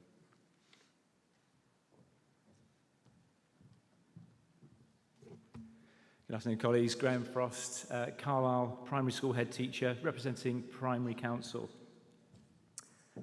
Baker, McGregor, Clark, Patton, Shepherd, Blunkett, Morris, Clark, Kelly, Johnson, Denham, Balls, Gove, Morgan, Greening, Hines, Williamson, Zahawi, Donnellan, Cleverly, Morthouse, Keegan. No, not the fishing forecast. The myriad secretaries of state for education over the past 3 decades, each, or at least each one in post long enough, with their own ingredients to add to the state-sanctioned knowledge menu, whether statutory, recommended, advisory, tested, or inspected. Any additions squeeze other subjects within the finite school day, leveraging quantity over quality, superficiality over depth of coverage, ease of testing over practical usefulness. Too many generations of students have been subjected to change after change, arising from the whims, personal interests, and nostalgia of politicians, frequently with only their own childhood experience of attending a particular school as reference material. In supporting this motion, you would be empowering NAHT to demand that the next government draws upon our professional expertise prior to making changes, to ensure we can formulate an adaptable, relevant, workable curriculum which truly serves the present and anticipated future needs of our pupils. As a primary head teacher, I'm proud to propose, alongside my secondary colleague, I encourage you to support this motion. I move.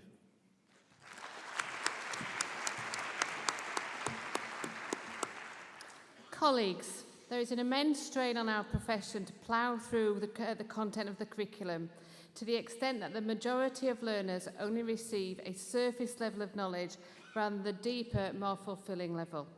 In England, it is openly recognised by GCSE and post-16 exam boards that all the content cannot be covered in the allocated school lesson time, indicating that learners should be self-teaching aspects of the curriculum following limited guidance from their teachers. At Key Stage 2, learners cannot achieve writing at greater depth without confident cursive handwriting. How do either of these very basic examples equate to a curriculum that allows for teachers to present subject matter clearly, promoting appropriate discussion about subject matter they are teaching, to quote Ofsted's own framework? As a senior leader responsible for teaching, learning and curriculum in a through school, I recognise that time is a finite resource for both learners and teachers, but we still have a continually expanding curriculum. Skills, attitudes, values and knowledge about topics such as digital literacy, globalisation, economic well-being, personal and mental well-being, misogyny and knife crime are ever more relevant. However, at the same time, the curriculum lacks the space to easily add new content without causing overcrowding. Children and young people need to learn deeper and not more. Their learning should be not extended, nor their students learn, nor should they learn at only surface level. Our current curriculum model across all key stages does not allow for effective support, development and engagement of all learners. There needs to be a formal review of the national curriculum where leaders and teachers across the profession are fully consulted. We do not need the next Secretary of State for Education to leave their mark on education system by adding further to both statutory and non-statutory content, which they demand to be fitted into our finite time. They should instead leave their mark by engaging fully with the profession. Nor do we need a next government to radically overhaul the curriculum without full consultation with the people across the country who are doing this job every day. I stand with my primary colleague to formally second this motion. Thank you.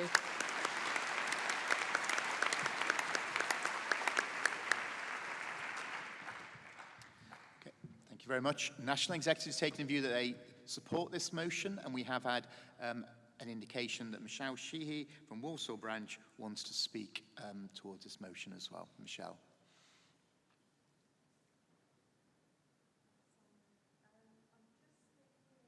Here about the primary curriculum because that's where my experience is. I consider our main aim as primary practitioners to equip the children for their future learning. Therefore, when they leave us, they must be confident, curious, determined, have an ability to reason effectively and make informed decisions about the veracity of the information on social media and the internet. They must be able to have sensible debate and be flexible in their thinking and above all be excited in their learning. They must be good citizens and be able to get along with others, which we know is essential to their well-being.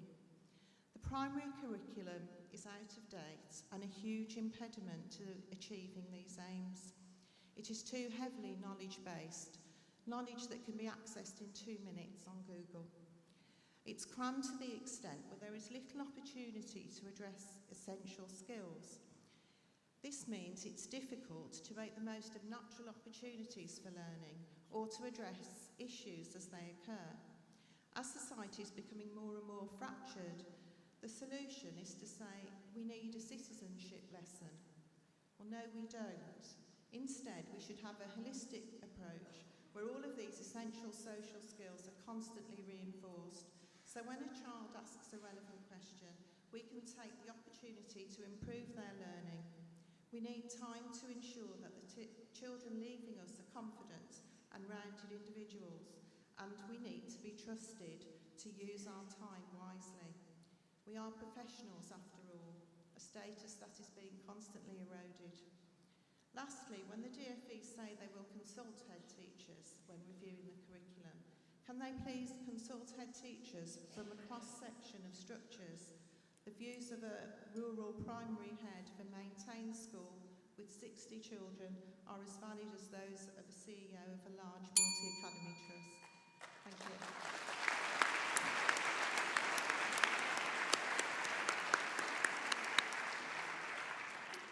Thank you, Michelle. And as a primary school teacher, I love my props, so thank you for giving me an opportunity to use the bell. Just a little bit, that's great. So, is anybody else indicating want to speak? I can see somebody there that it looks like it's, yes? Could you like to speak and introduce yourself? I don't think the microphone's working. Is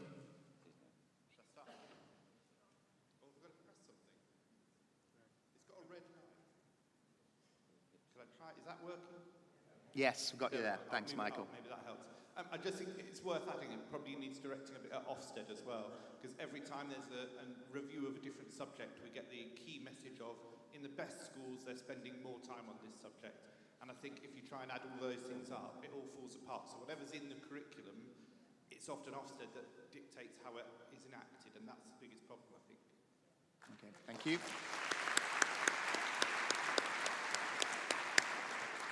And don't forget to introduce yourself and say branch. That was Michael Tidd from the... Michael, what was your branch again?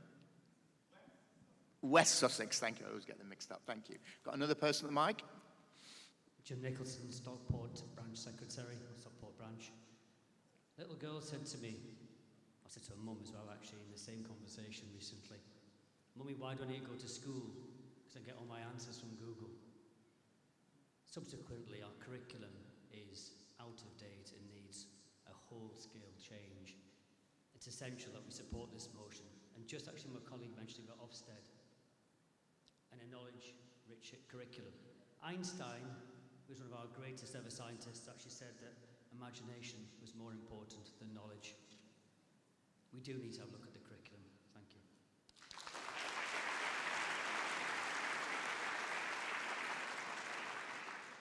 Okay, I can't see anybody else standing at the microphone, so we'll move to a vote. All those in favour, could you raise your hand? And those against? Okay, that's carried unanimously. Thank you very much. Okay, moving on to motion 4, curriculum status assessment qualifications. We've got a proposer, Patrick Foley from Bromley Branch and Joanne Riley from Hackney Branch.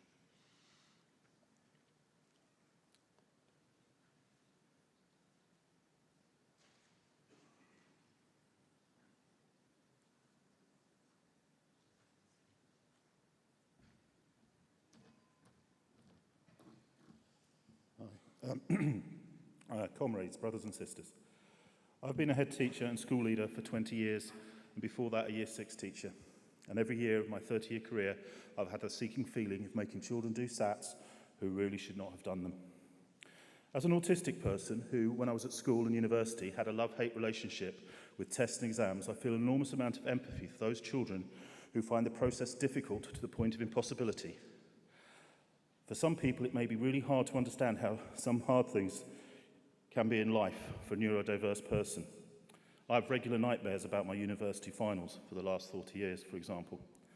Tests are hard and can lead to weeks of anxiety before and months of burnout and shutdown afterwards. Rejection-sensitive dysphoria is a very common trait of ADHD and autism and other neurodiverse conditions. Some children working at the level of tests should not have to do them, should not be forced to experience this. This will also include children who have experienced extreme trauma, including recent bereavement, are survivors of abuse or at risk of significant harm, have mental health difficulties, and for many, many other reasons. We should not have to force 6, 9, 11-year-old children to do something that will be incredibly difficult for them, traumatic even. This motion is a very modest proposal to campaign to allow head teachers to withdraw children who are working at the level of the tests but are unable, in the view of the head, to access the tests for many and every reason. And that this right is made crystal clear in the access arrangements, and that no evidence or further information is needed from the head teacher to withdraw these children. The motion is not asking for what would be a very reasonable request, that the children who are withdrawn for this reason not be counted in the school results. We know in the current climate that this would be an impossible demand, and we cannot expect the current political establishment to be that empathetic or kind to children, but simply that we should not be put in the invidious position of forcing a child unable to access the test to do them because of inadequate guidance. This needs to be remedied, and this is what this motion asks the NEC to campaign for. Conference, I move.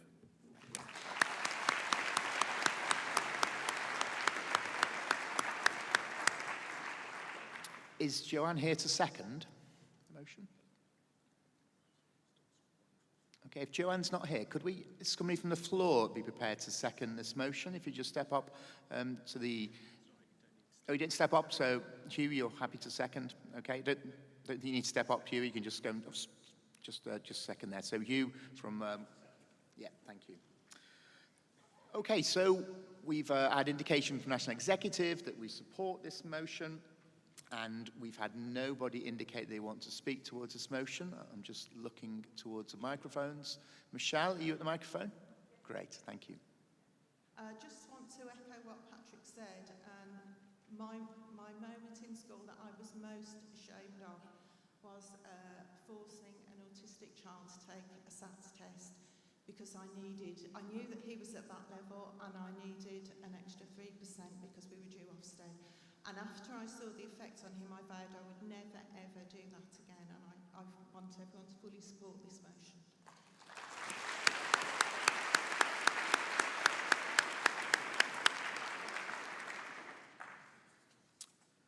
Okay, I can't see anybody else at the microphones, so then we'll move to a vote.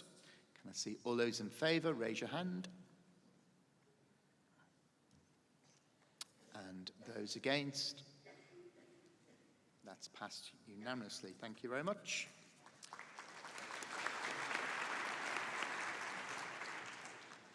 Okay, moving on to motion number 5, which is equality, diversity, inclusion. The proposer is John Barr, who's speaking on behalf of the Disabled Inclusion Group of the Disabled Members Network, and seconded by Patrick Foley, who's also from the same group.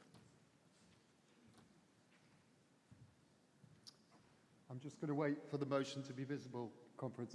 Thank you. John Barr, Life member, Bristol branch, proud member of the NHT Disabled Members Network. Since I left my 3 decades of primary school teaching and leadership 3 years ago, my work life has been in the area of special educational needs and disability.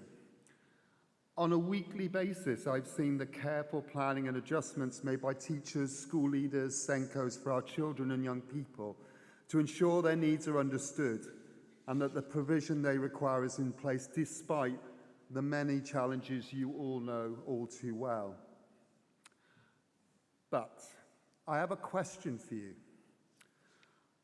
I asked school leaders here at conference this: are you sure we have such coherent plans for reasonable adjustments for disabled staff and disabled school leaders?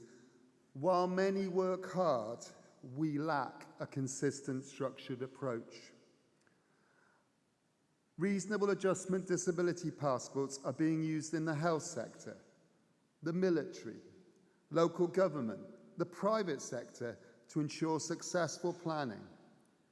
They are becoming expected practice, but are not expected practice in our schools. This motion aims to empower our trade union to take the lead in our sector, education, to take the lead on bringing reasonable adjustment disability passports into education, to make it expected practice that they are an effective tool to secure the reasonable adjustments disabled people need, whether school leaders or staff that they lead. An effective tool to secure and sustain the reasonable adjustments that will ensure disabled educators flourish and succeed in their work. On behalf of the NHT Disabled Members Network, I ask conference to support this motion.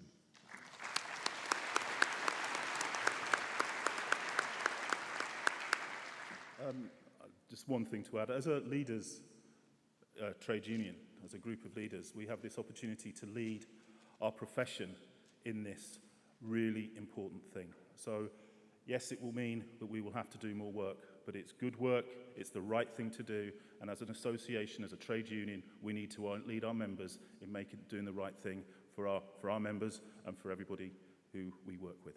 Thank you. I second the motion. Thank you, John. Thank you, Patrick. National Executive have said that they will support this motion.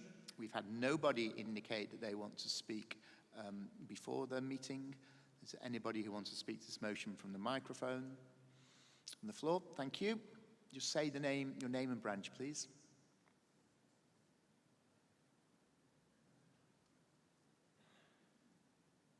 Carrie Anson, POV Birmingham branch in West Midlands.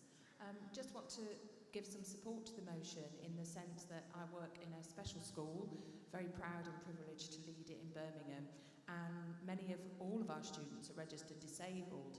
So in proposing this motion, the proposer of the motion has has identified the future of our children. So the children that come to our school need to be going into workplaces that actually have facilities and toolkits and things that will support them.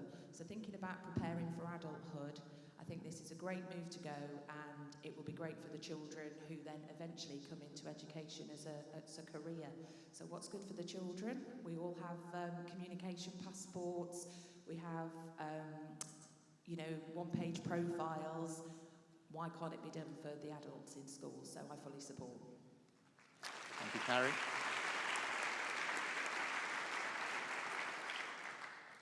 Thank you. Say the name and your branch, please. Hello, Tony Dolan, Ballinger Branch and Secondary Council. I want to fully support this motion, and as a registered disabled person and a registered disabled teacher, it's very difficult sometimes to keep, when you have to have a lot of medical appointments to keep going to your head, and you are made to feel sometimes that you are obeying on the school and that you are taking resources that are needed elsewhere. And I have colleagues who are neurodiverse, who struggle with different aspects, and this is not always taken into consideration by thoughtful leadership. And I think by colleagues and conference raising this, it could reduce the stress and the mental workload that's put on colleagues who have to go and keep asking for reasonable adjustment. If there's a known condition of a colleague at whatever level, they shouldn't have to keep going to ask for that support. It should be, if we do it for our children, we should do it for our colleagues. And if we're concerned about colleagues not staying within the profession, this is one thing that needs to be addressed to help support them stay. Thank you. Thank you.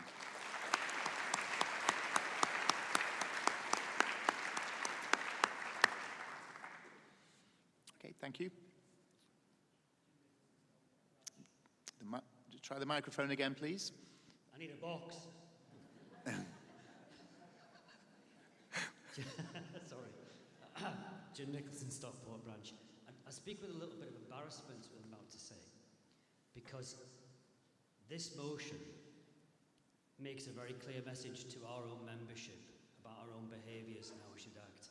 And having been a branch secretary and watched the behaviours of our leadership colleagues undergo certain circumstances that have led to losing members of our profession, in the teaching profession itself, where we haven't supported members because of their lack of ability to make reasonable adjustments to enable colleagues to continue to work. We must support this motion and make a very clear message to our membership, wider, our own school leadership, to do a better job.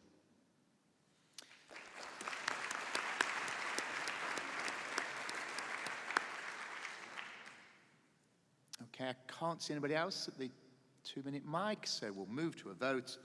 Can I see everybody in favour raising their hand, please? And those against? That's passed unanimously. Thank you very much.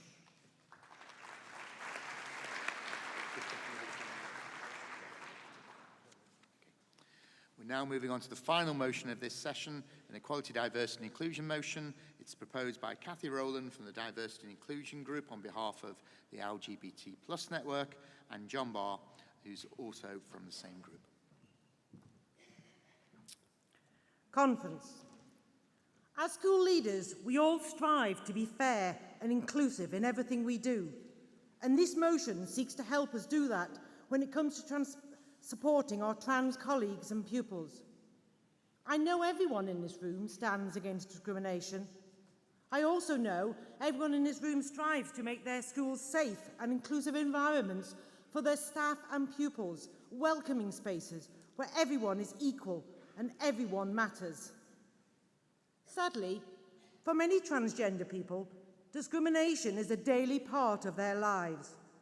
Poisonous rhetoric containing misinformation is exchanged in online spaces to flame a culture war, which bears no resemblance to the reality that most of the transgender community exists within. The majority of transgender people have no interest in engaging in such harmful and divisive discourse, and the purpose of this motion is to ensure school leaders feel equipped in supporting our colleagues and pupils who identify as transgender, so that they may thrive within the welcoming and inclusive environments we're so proud of creating. After all, it is our duty to do so. Gender reassignment is a protected characteristic as defined in the 2010 Equalities Act. But it would be naive to pretend that upholding our duty in this area is without its complexities. Knowledge and access to information on how to balance the rights of all groups with protected characteristics are key. So it's essential that the government produces comprehensive guidance as to how school leaders can achieve this. This motion urges the NHT to continue the important work it's been doing to reduce the societal barriers faced by trans people and to continue to work with the TUC and wider trade union movement, as fighting discrimination means working together. Conference. Trans people are all someone's son or daughter, brother or sister, father or mother, who just want to get on and live their lives. And they want to do so without fear of abuse, violence, or discrimination in environments that promote equality, inclusivity, and understanding. And that's what I want too. I want that for our trans colleagues. I want that for our trans pupils. And I want that for my trans daughter. Please vote for this motion. Let's continue to ensure schools are inclusive places to work and learn in. And let's end discrimination for everyone, including our transgender colleagues and pupils. Conference, I move.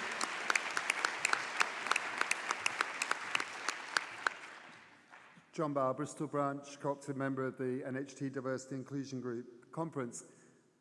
In my professional life and my family life over 60 years on this earth, I believe I have seen that non-binary and trans young people are on a journey, each a very personal journey. And I have found it's a journey that requires we give them and their families care, that we give them and their families counsel, that we give them and their families support. I believe this motion is aimed at enshrining that approach in our trade unions' advocacy and our members' professional practice. I urge conference to support this motion and formally second the motion. Thank you.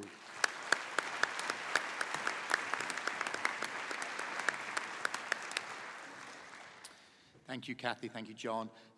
National Executive support this motion, and we've not had anybody indicate that they want to speak. If anybody does want to speak, could you step up to the 2-minute mic?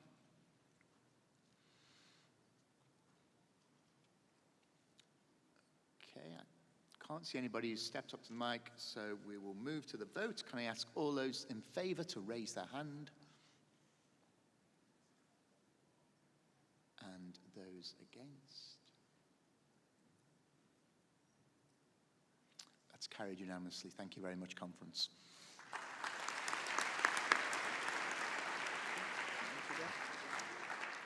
Okay, we've reached the end of the session, so thank you for your engagement. Thank you for the speakers for being brave enough to speak up from the floor or from the microphone.